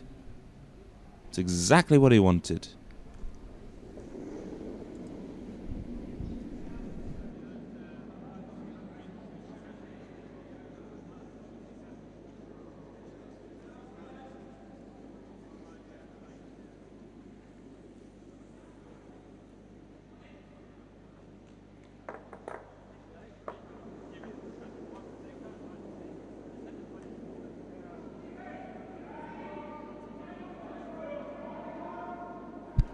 Stephen Mann with his second stone.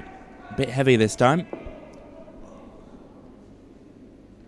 If it can just come inside the yellow, which is going to do. That's well played. It needs to stop, which it might not do. Having said that, oh, it stopped. Thank goodness. Commentator's curse. Away for another day. That's well played, Steve. You can't hear me, by the way.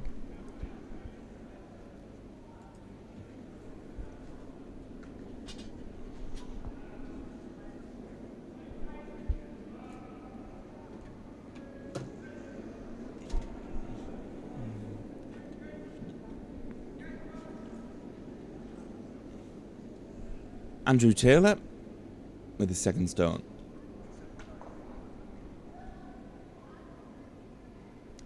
Oh, that could be good. That could be very good. Is it good? Yes, it is. That's well played. Well played, Andrew Taylor. That's a pinpoint takeout.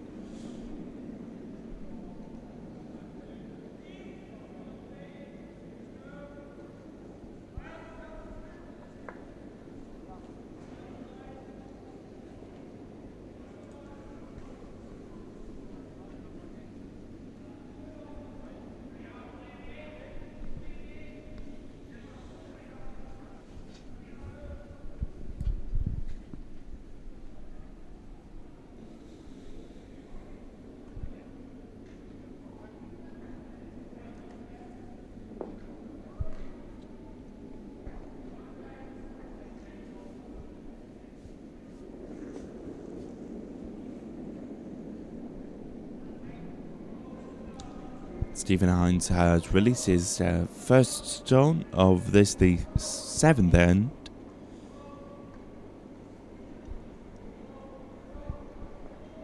It's coming around now. That's okay, actually. You won't get the takeout weight, but it'll come up to it. That's, to be honest, looking at the camera, could be a measure. I assume blue shot.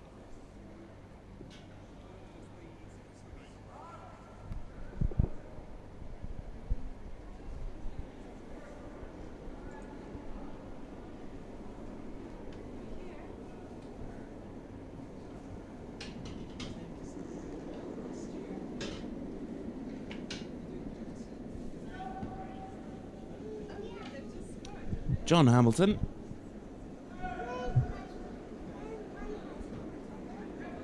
As let the stone go. That's a pretty heavy weight, if I do not say so myself. Let it go with some vigour. Gusto is a better word. Sit the first blue.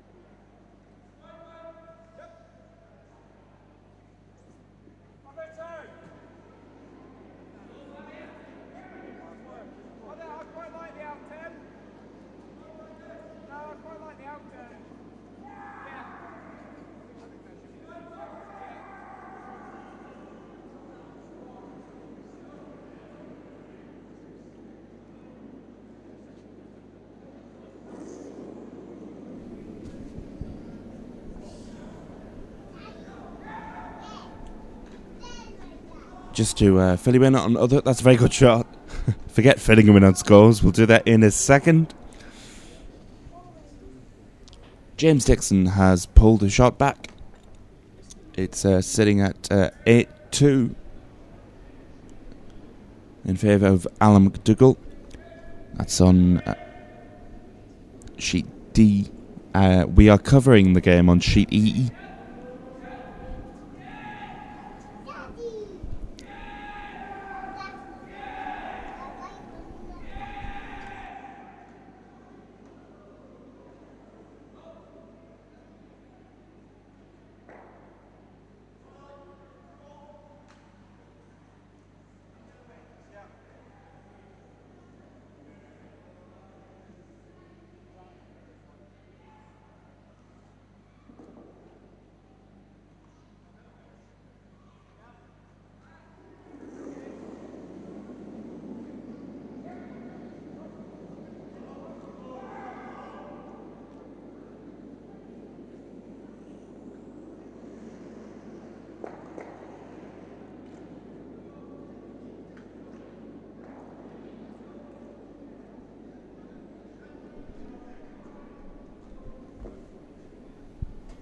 That's pretty heavyweight.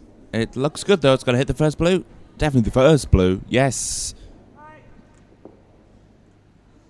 The yellow is still in play. The blue is out of play. That's a very good stone.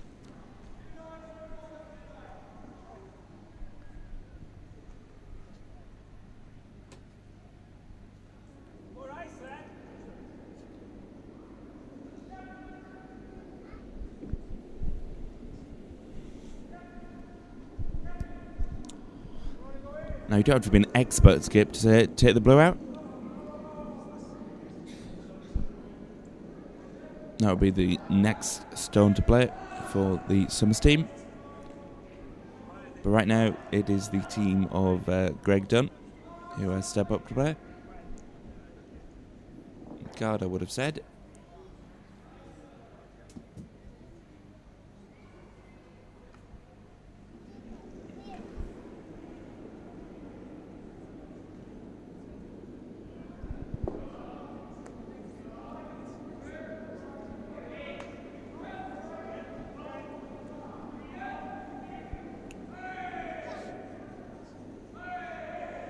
It's a very light guard, my goodness. Keep sweeping. It's stopping, it's dying, it's died. That's okay, that's online. That's a good guard. It'd be very difficult to get the takeout from there. Nevertheless, John Summers is looking at it for his vice to play it.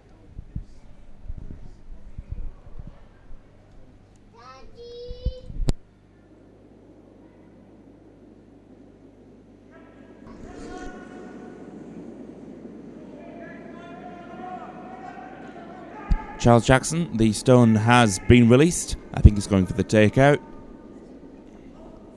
It's online. It's still online. It's drifting a bit. It's going to hit the first one. Oh, that's a shame. That is a shame. It's opened the gap.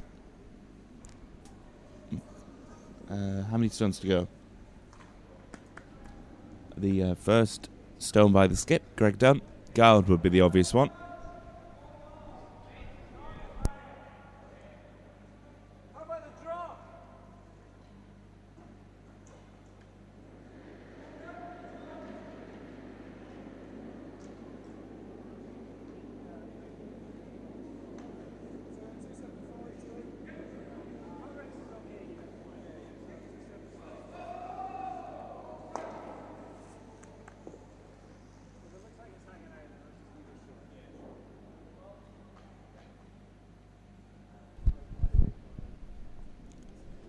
Greg Dunn has he hasn't quite let the stone go yet.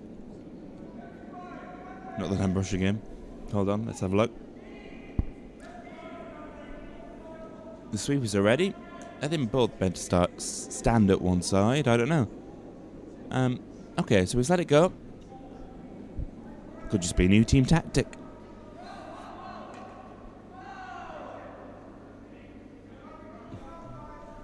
Needs to keep going. Needs to keep going. It's past the first blue. Oh, actually, that's not a blue. That's the skip's head. The vice skip's head.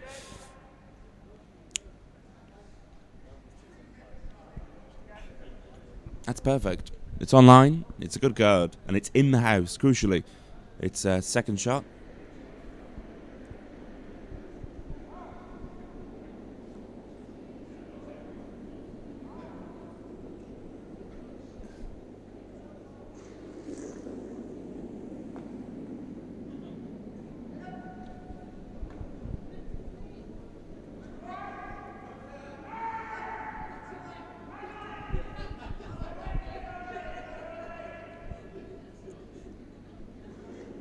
I'm not going to quite say it's obvious, but the takeout will be on. That's certainly what he's looking at.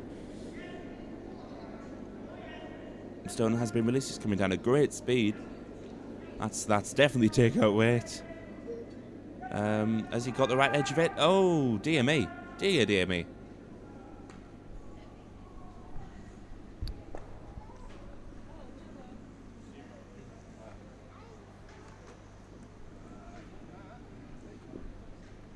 Greg Dunn needs to draw or guard. It would be stick the knife in if he was to put one at the front, which is what is being signalled.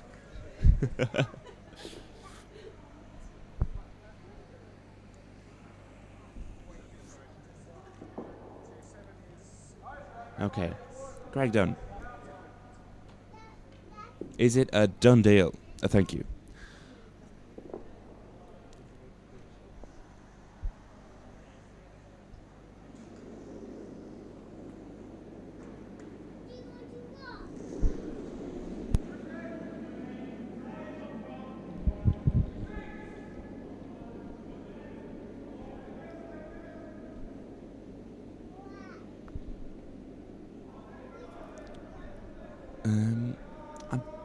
Yes, it's going to make it into the house. Thank goodness. Needs to keep going. Oh, that's fourth shot. To me, the yellow's beating it. John Summers will have the last stone. Now, this is interesting, eh? What would you do, loyal curling fan?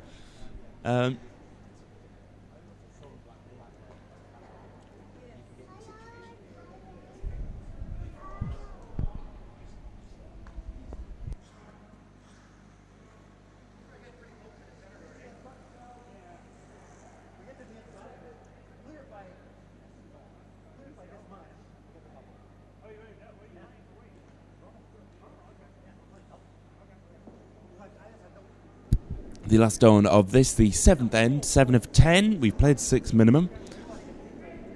And it goes to John Summers.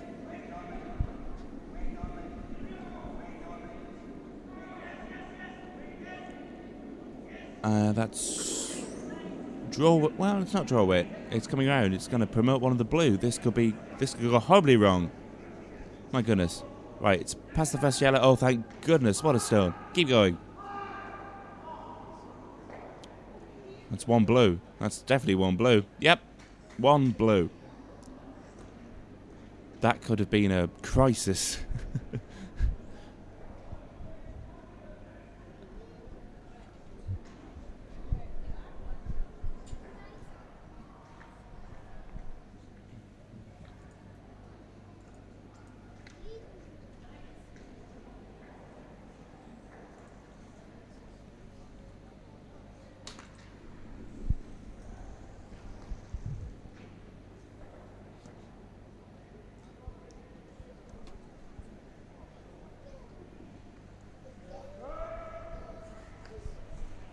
We are also just waiting on the scores from the other sheets officially. We will give them to you very shortly as we begin this 8th end.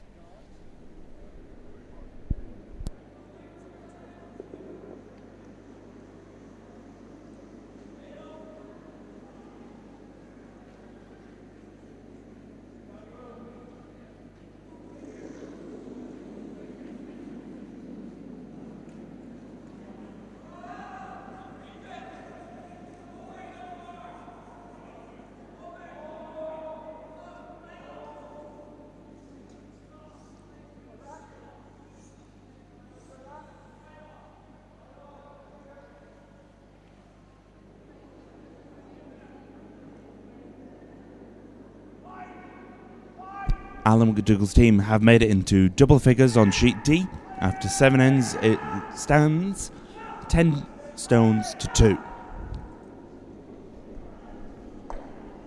We're covering the game on E. And D haven't quite made it to the end of the 7th end yet.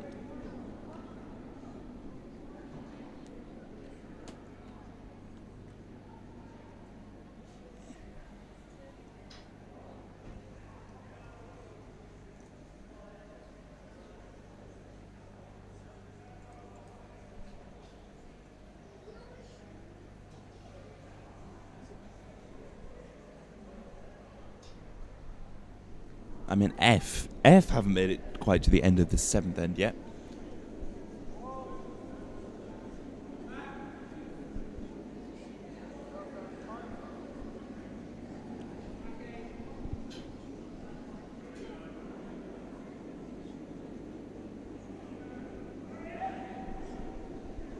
Stephen Mann, the ice conditions are changing, and that's straight through the house. That's unlucky.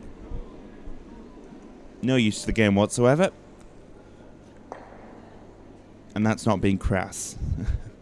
A stone through the back is not any use. But that's unlucky. John Summers asking for a guard. I saw the stick go up. The brush go up.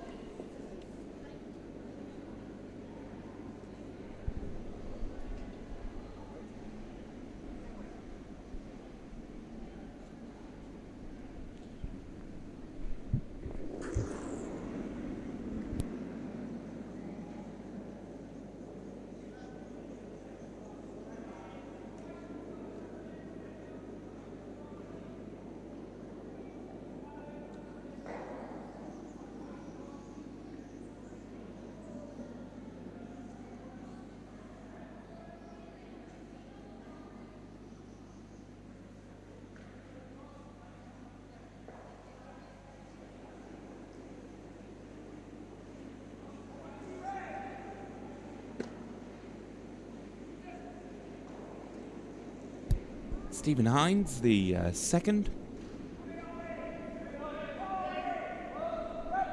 Greg Dunn's second. There's a lot of shouting going on in this. Let's just turn the volume up.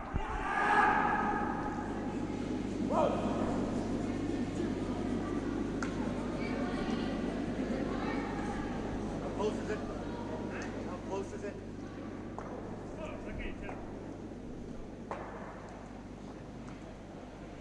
That's wide. I'd put weight on it.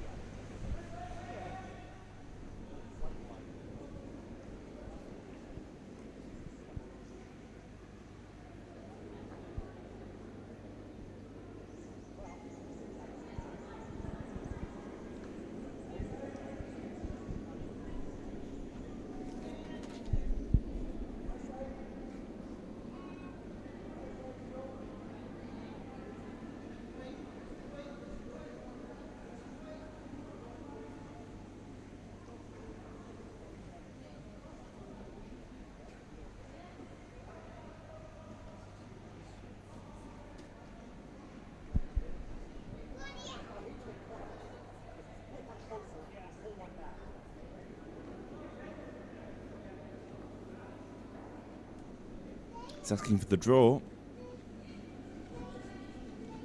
Greg Dunn sees the draw. I think that's the shot to do.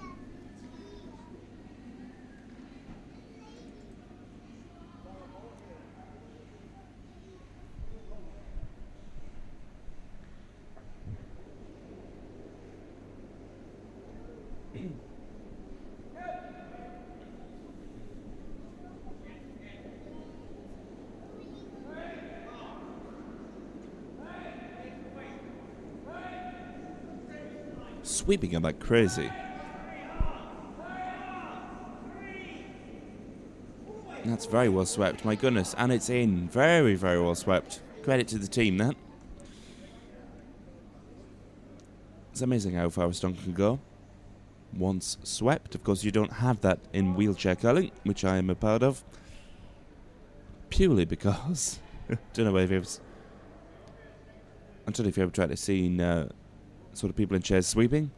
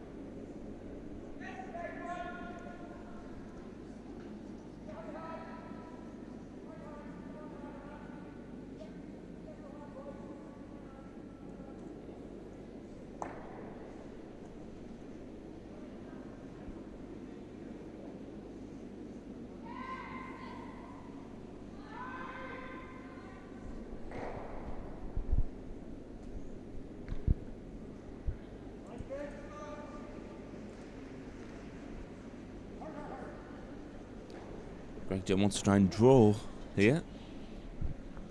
That's what he's signalling with his brush. Wants to try and come through that gap.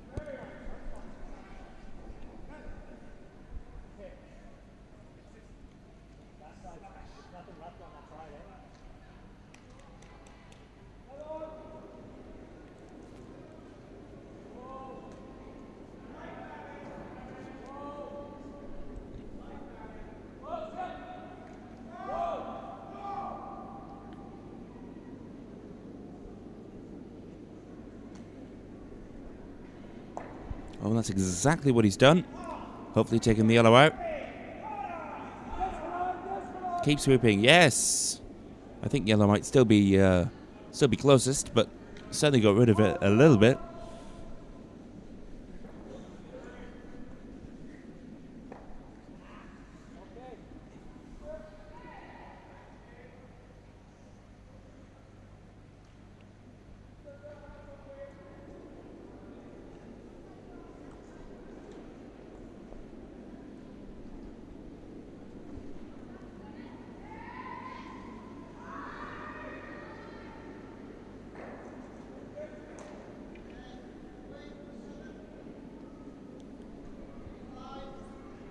What does John want to do now? He's signalling. It's a draw weight for me, that. We'll definitely not say that's a takeout weight. It's not a takeout, it's a draw. And it's going to be perfect if it stops, but we will never know. Greg Dunn once again standing pride of place. It didn't go out. Perfect. That's a really good stone, that. It's definitely first stone, first shot.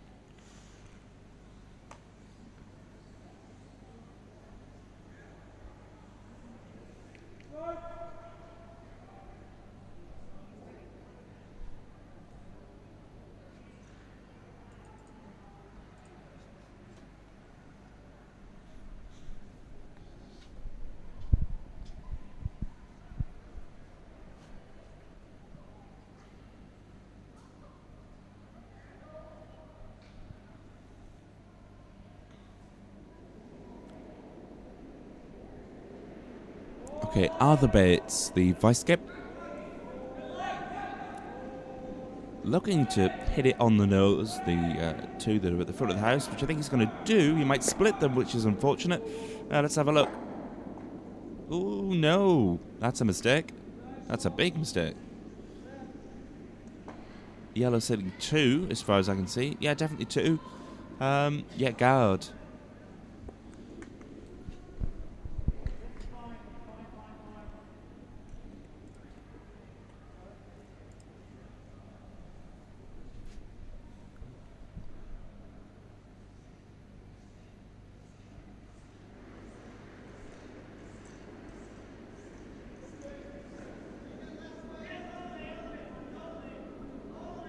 John Summers asking for the guard. It's definitely the shot to do, unless you want to be really greedy and draw. Again, we will never know. Oh no, we will. We will know. Thank goodness. Keep going. Keep going, just come up to it. That's good. That's another one.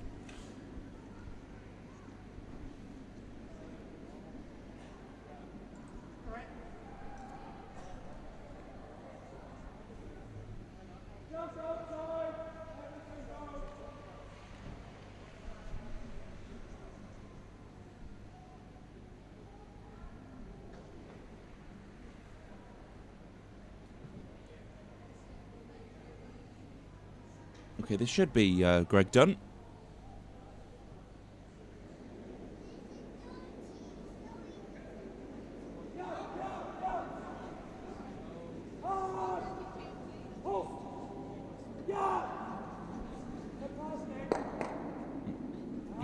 The stone has been released. There's the proof.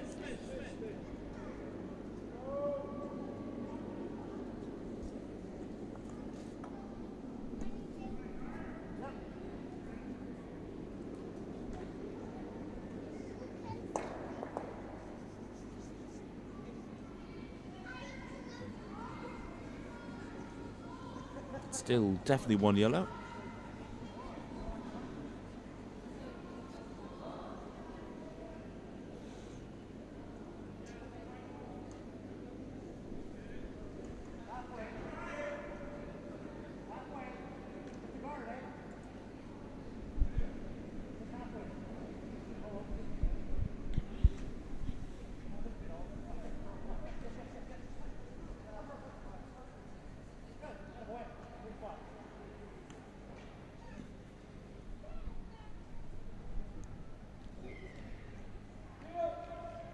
Okay, John Summers now. Yep, try and draw through the gap. Just checking to see what the damage is. And it is damage, only the opponent. Still ahead though. But just try and draw, add another one in.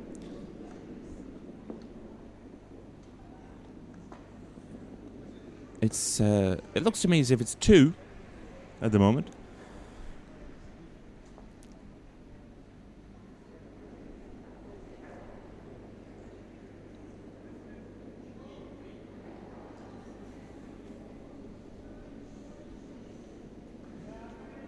Stone has been released. Greg looking at it anxiously.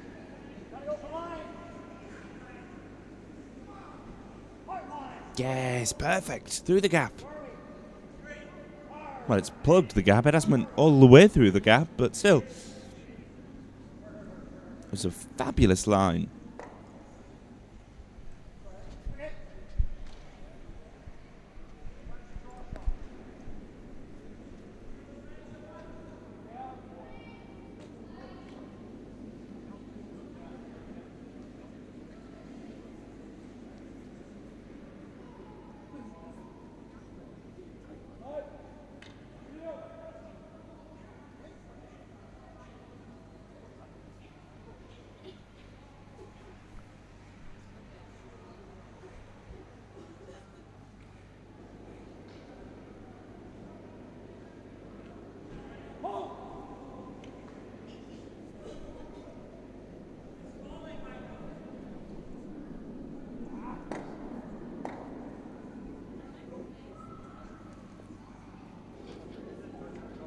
Okay, Greg Dunn with his final stone of this end.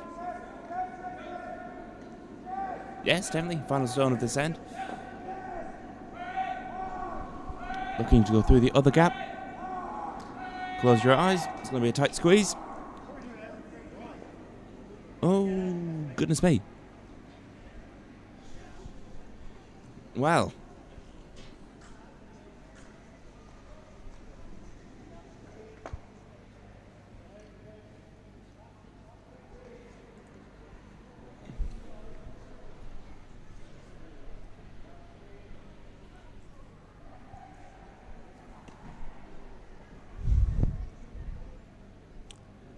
John Summers. If I was the umpire, which I'm not, I'm just the commentator, it's 2 yellow at the moment, which would take the score to 10-8, so ideally another one in the house would be the way to go. Of course, it's very easy for me to say that, sitting up here, and thankfully they can't hear me, although they will watch the match, all the players do.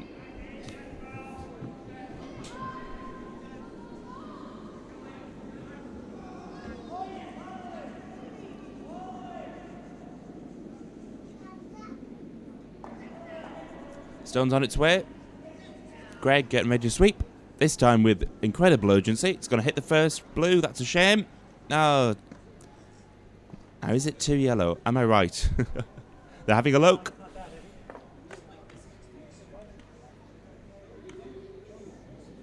They're having a look. We won't know until it's official. And they put it on the scoreboard and the teams agree. If not, it will go to... oh, no, that's one. They're going to measure. Yeah, they're going to measure.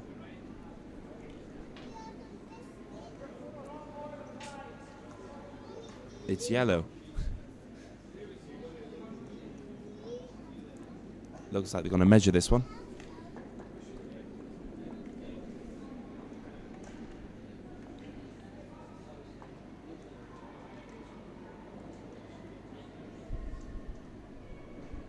To me, that looks like yellow.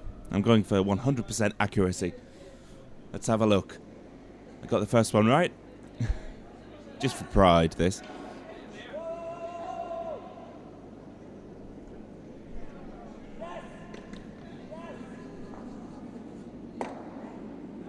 And drum roll.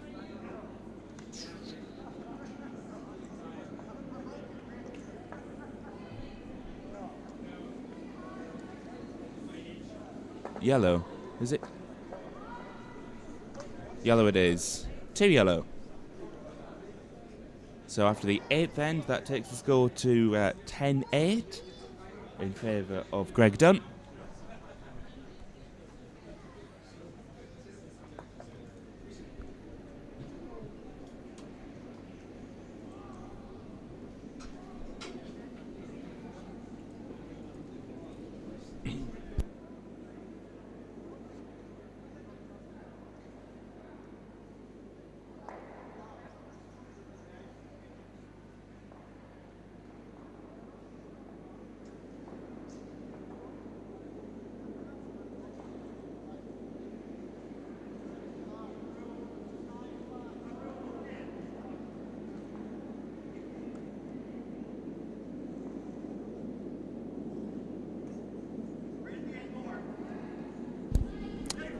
It appears that Sheet D have called the quits.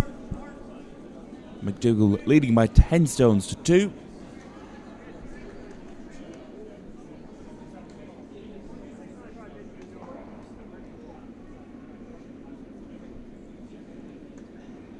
Oh, it was one. That can't be right. 7. Oh, they haven't put the score up yet. Getting ahead of myself.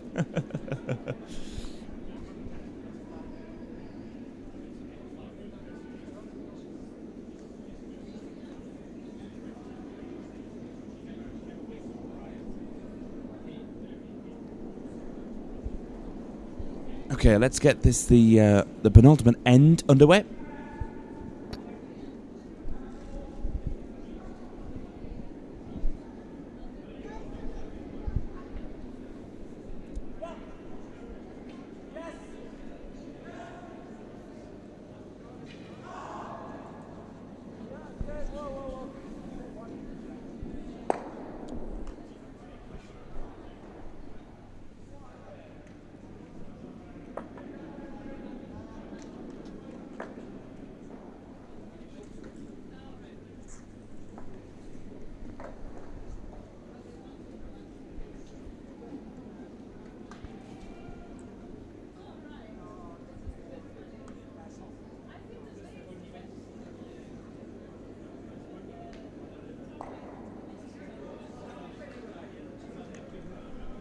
The second stone from Andrew Taylor is on its way, coming into shot now.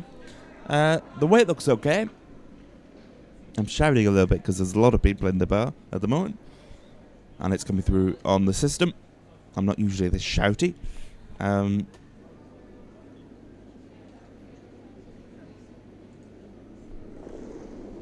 Steve Aman.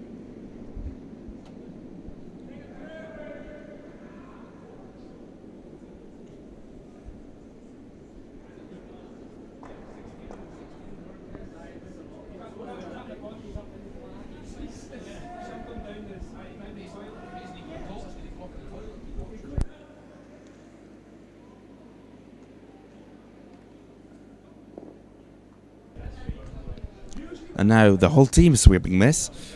Stephen Manson, slightly light. If he could guard, that would be amazing. He just to come around a little bit more. That's okay. Could still be moved, but it's okay.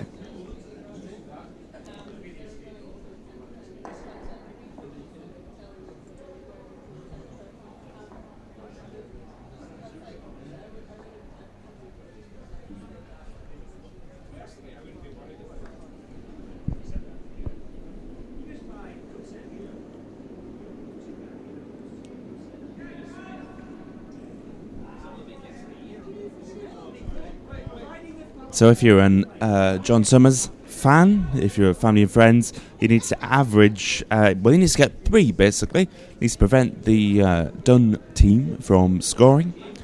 And he won't do it that way, I don't think. Oh, actually he will. Forget what I just said. Ideal.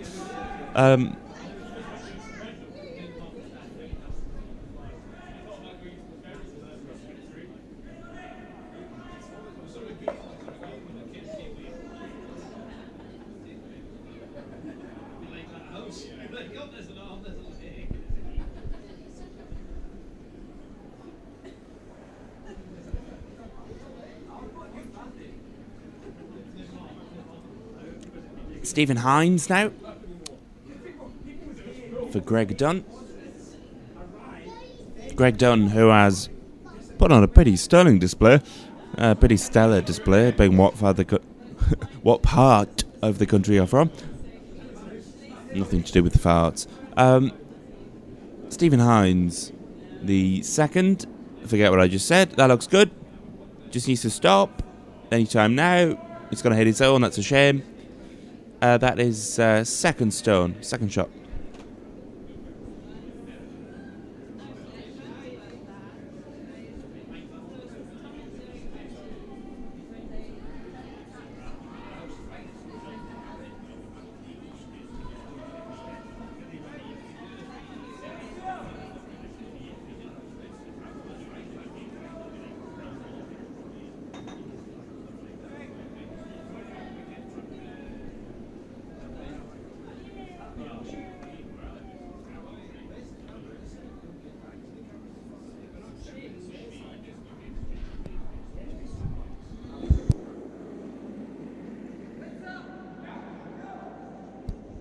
It's a pretty good looking stone. John Hamilton.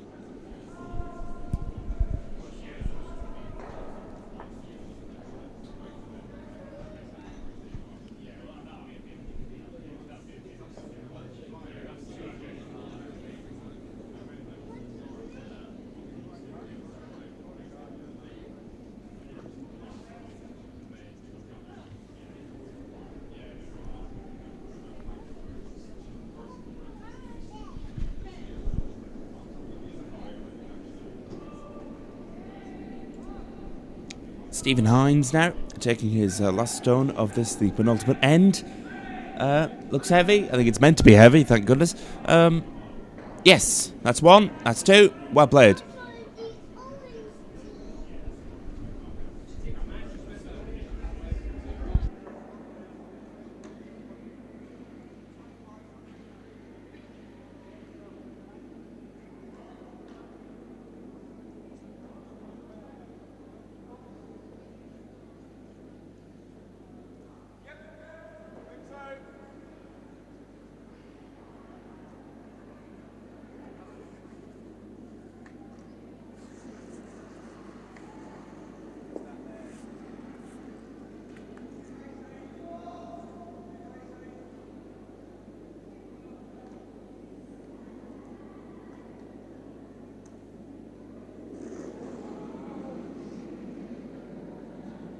Charles Jackson, the vice skip.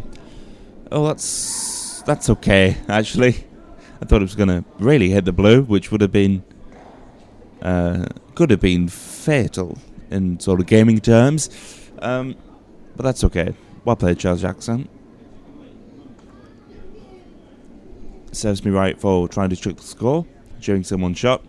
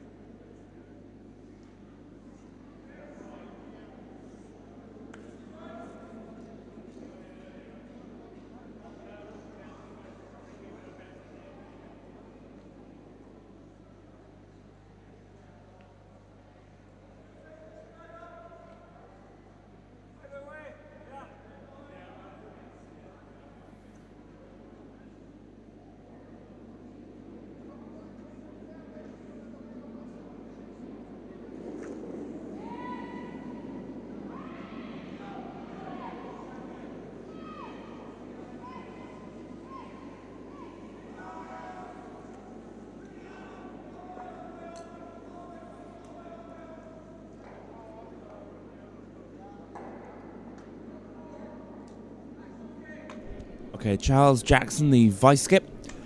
From what I can work out from the call, John Summers just wants to come up to the blue, pass it, maybe sit in front of the yellow that is shot. Of course, if that stone was to go out, it would mean that the Dunn team, the Greg Dunn team, will be selling quite a lot. So the idea is protect that yellow.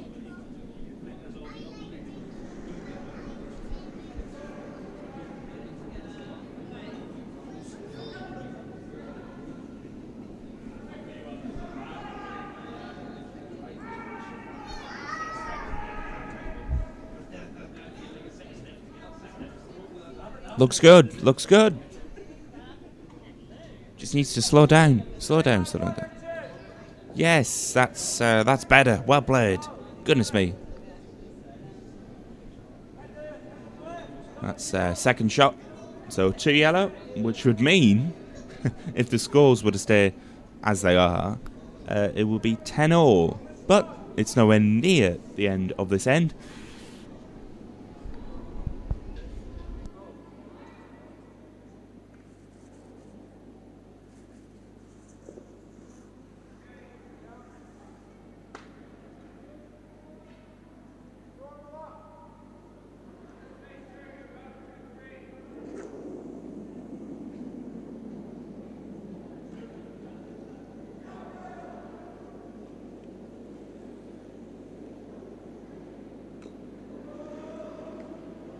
Arthur Bates, the stone is on its way.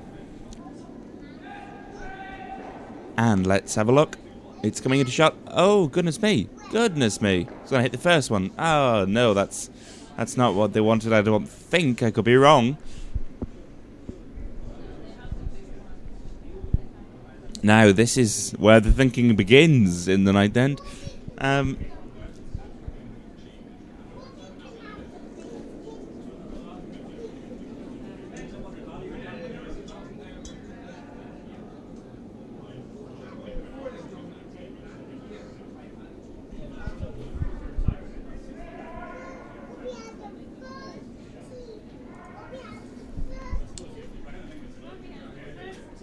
John Summers leading his team, taking his first stone of this, the penultimate end. Let's have a look. I'll just see if I can cut back. Right, the stone has been released. There's the proof. Okay. Don't forget, the Summers team are yellow.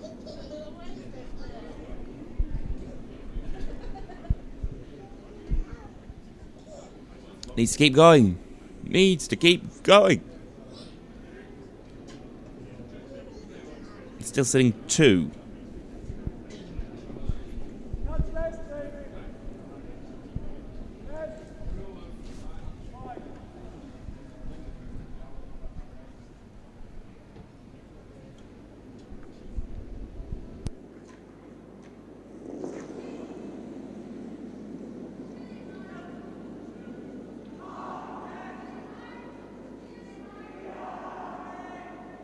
Which would tie the score up.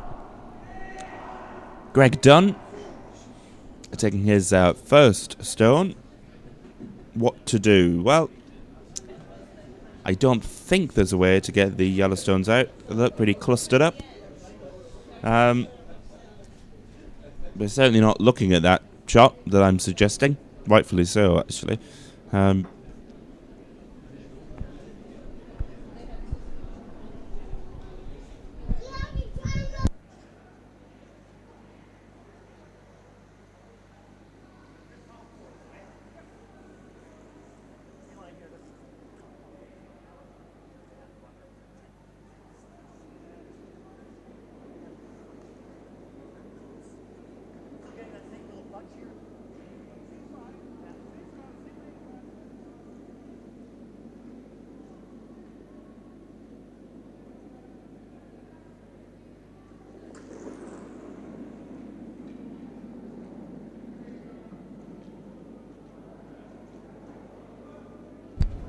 Okay, Greg Dunn, this is the moment. You're 2 in front as it stands. Well, as the score stands, as the end stands, you're 2 down. So I think they're looking at some sort of takeout shot. It's going to be a tight squeeze. But crucially, Greg, as in Greg Dunn, has the last stone of this, the penultimate end.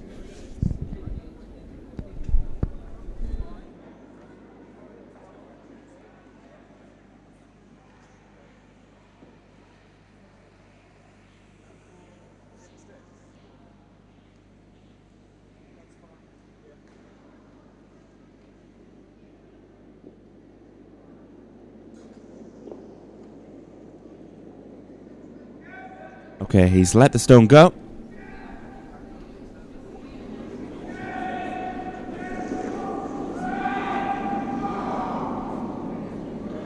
He's going to take the guard off. Oh no. That's created an opportunity.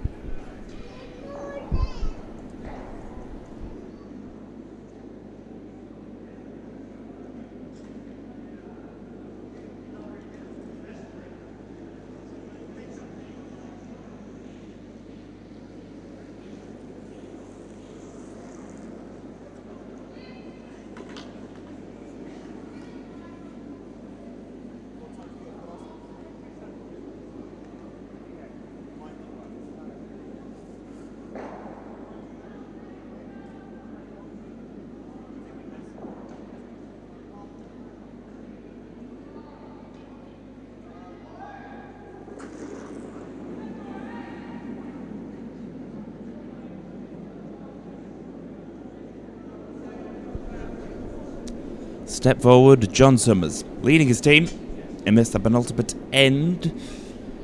Let's have a look. This is a pressure shot right here. Looks okay.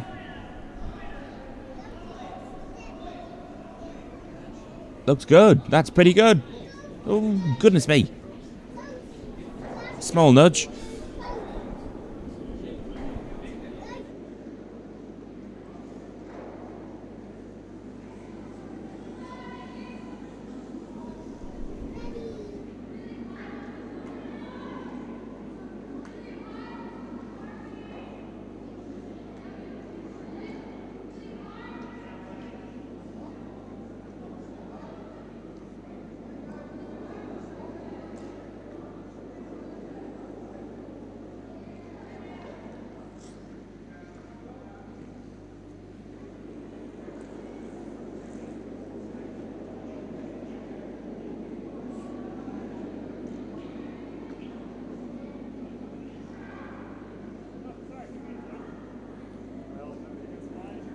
I can only suggest what I would do with last stone in the penultimate end.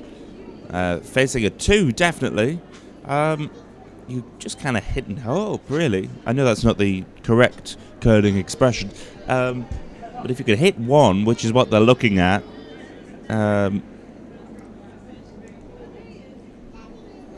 give them a 1, keep the hammer in the final end.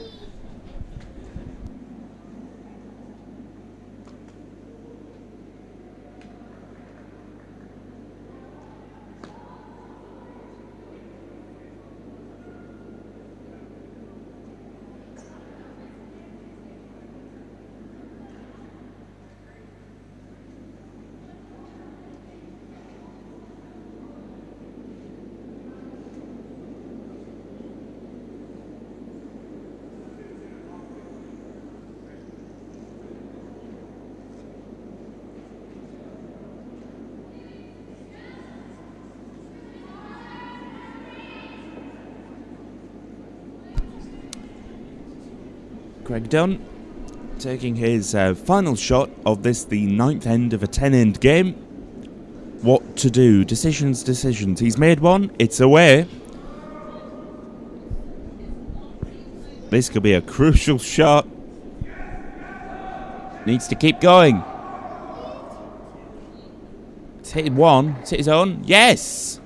I don't think it's quite enough, but it's cut it down. It could be. Yep, 1 yellow.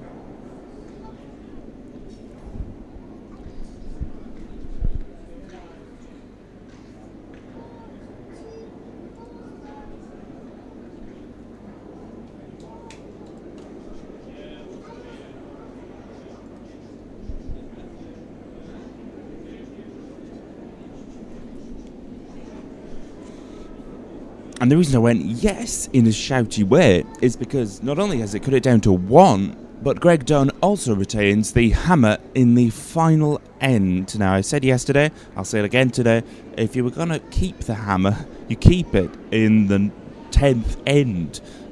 So crucially and tactically, that was the thing to do.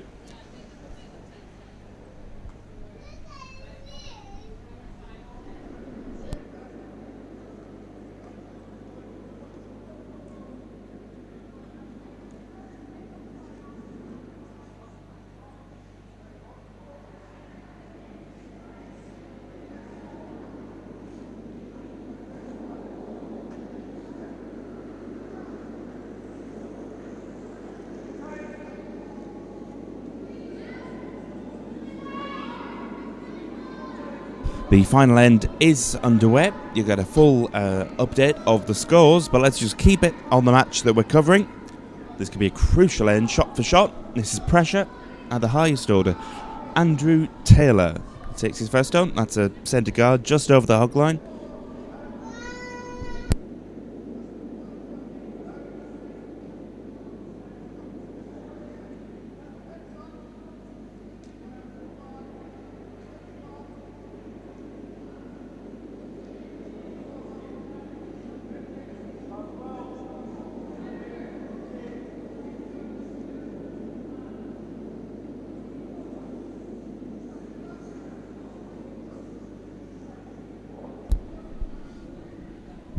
That looks slightly heavy. I don't think you need to sweep that. Leave it alone. That's a shame. That's 1 guard and 1 through. Unlucky Steve. Back to Andrew Taylor. Just come round the front guard. 1 to draw, 2 to win. That's the order of the day if you are on John Summers' team.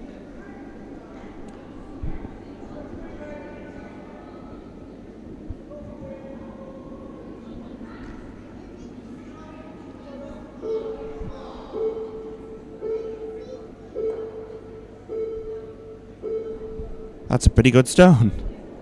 So you've got 2 guards.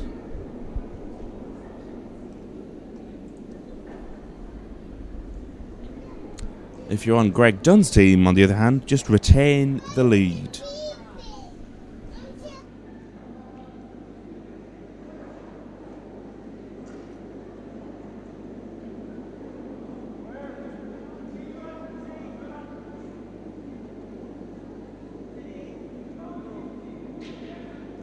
This needs to get through the guard, which it might, yes, but it's a bit heavy.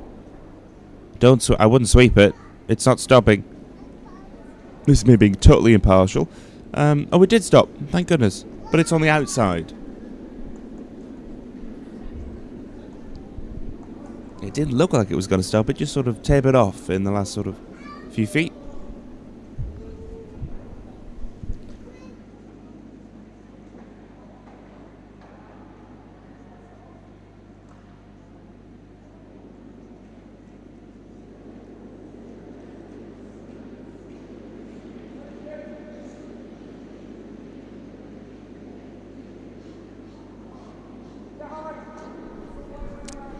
So both Stephen Mann and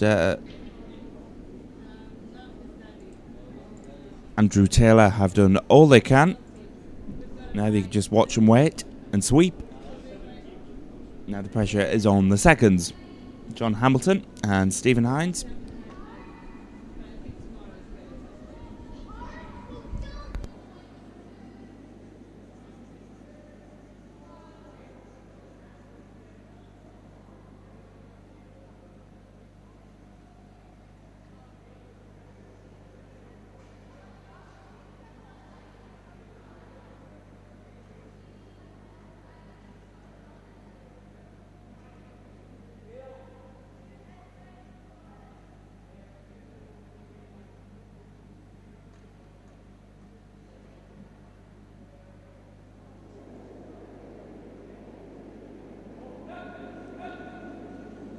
Let's see what Stephen Hines can do.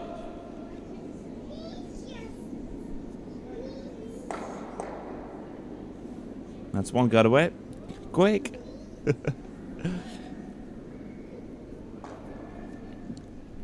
That served a purpose.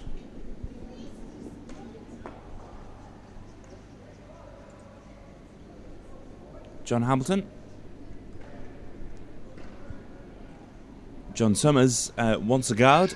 That's the side that he's given.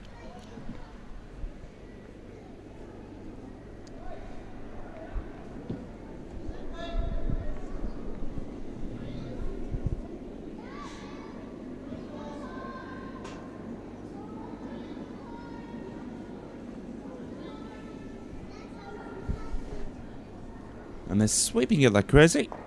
It's over the line. It's a good guard weight, actually. Yes, well played.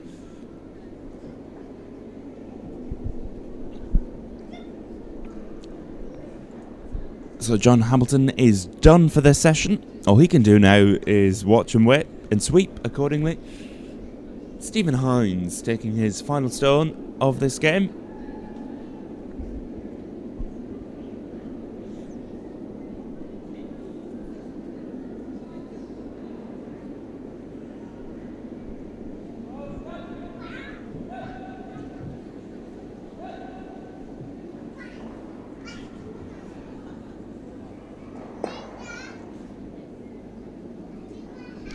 His final stone takes away the guard that was put in. So at the moment it's 1 blue.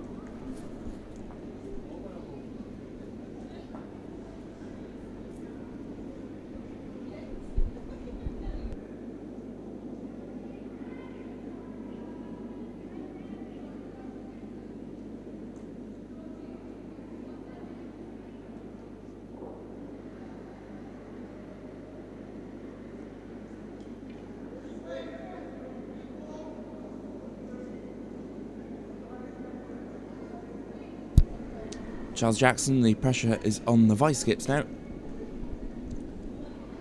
And it is pressure, trust me.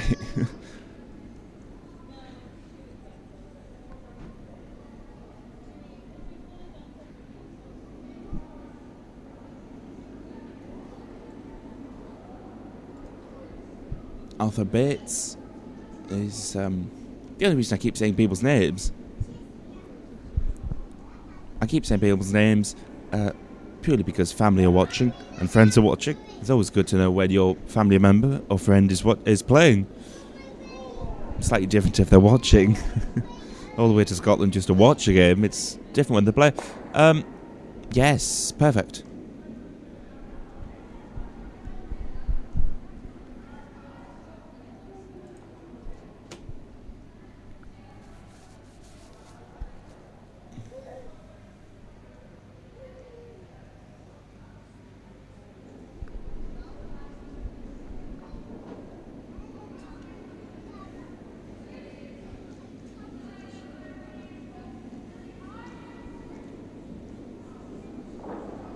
Charles Jackson, the vice skip for John Summers.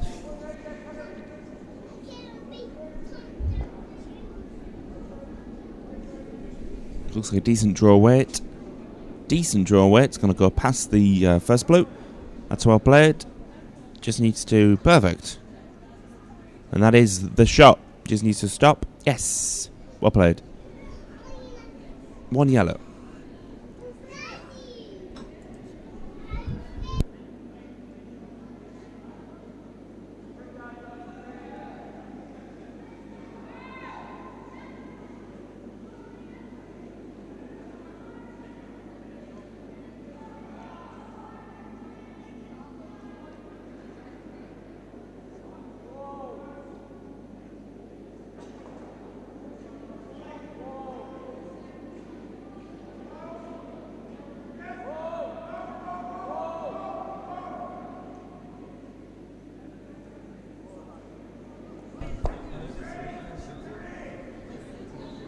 Ah, that's interesting. Arthur Bates now sitting 2 after that wonderful stone. I think the order of the day is to get rid of that stone that was just played. This is where it gets crucial. Only a couple of stones to go for each team. With John... no, actually, with Greg Dunn having the final stone.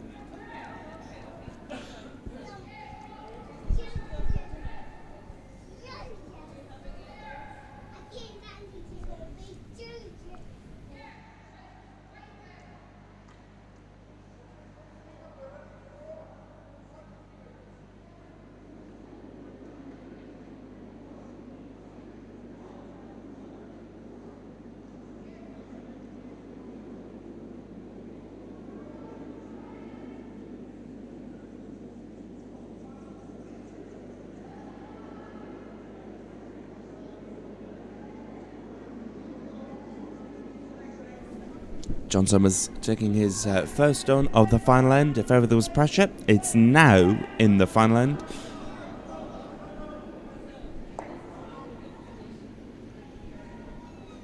That's a pretty good stone. Credit where credit is due.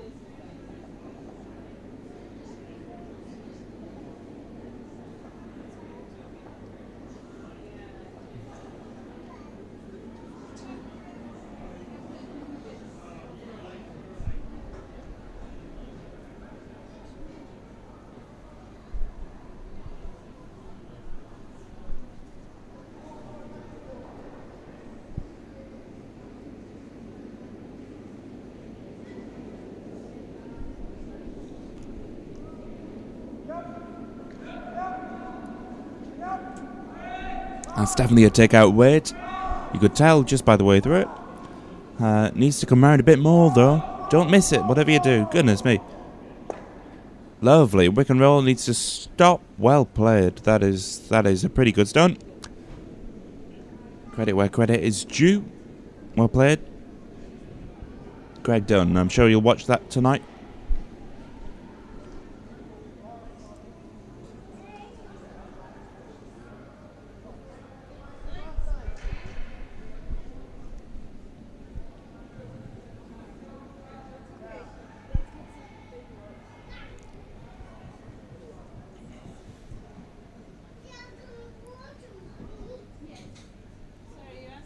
The penultimate shot of the final end of this, the first session of the second day of the game that we're covering. That blue has to go. You don't have to be a commentator to know that. Looks okay. There's not a sort of panic-stricken look on Greg's face.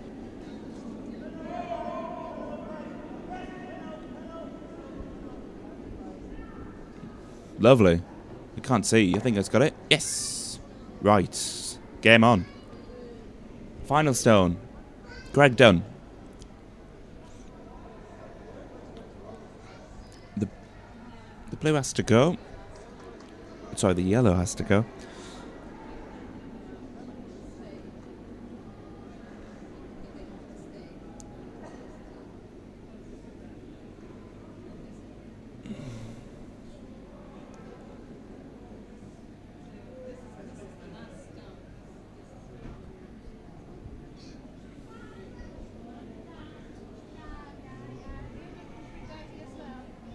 I'm more tense than the players. Goodness me.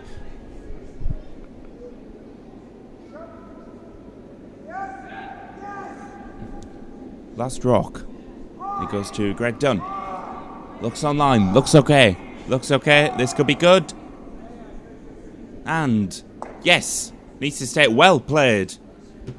And with that, Greg Dunn's team secures the win. 11-9. Final score.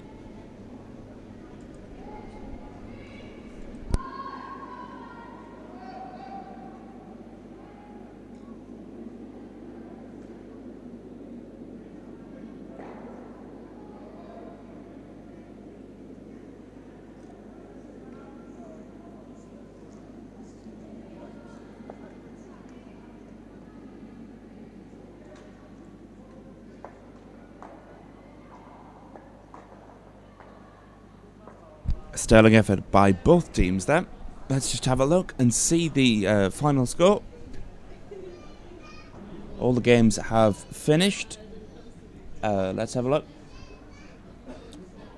Okay, so sheet F, you've got Opal, Michael Opal, and Brian Zachary. So that finished with Michael Opal pulling out an 8-3 win.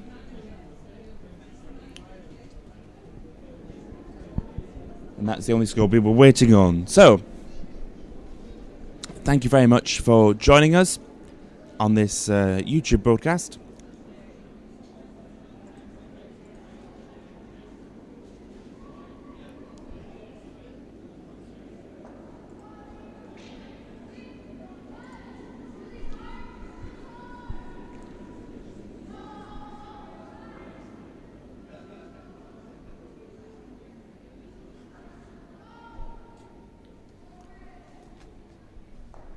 We will see you at 8:30 tonight. Match starts at 8:30. And all being well, I shall be joined by Curling Development Officer Graham Sloan. So join us for that on this YouTube broadcast as part of Dumfries Curling. We are covering the National Men's Championship 2015 in partnership with the English Curling Association. I can't even say it.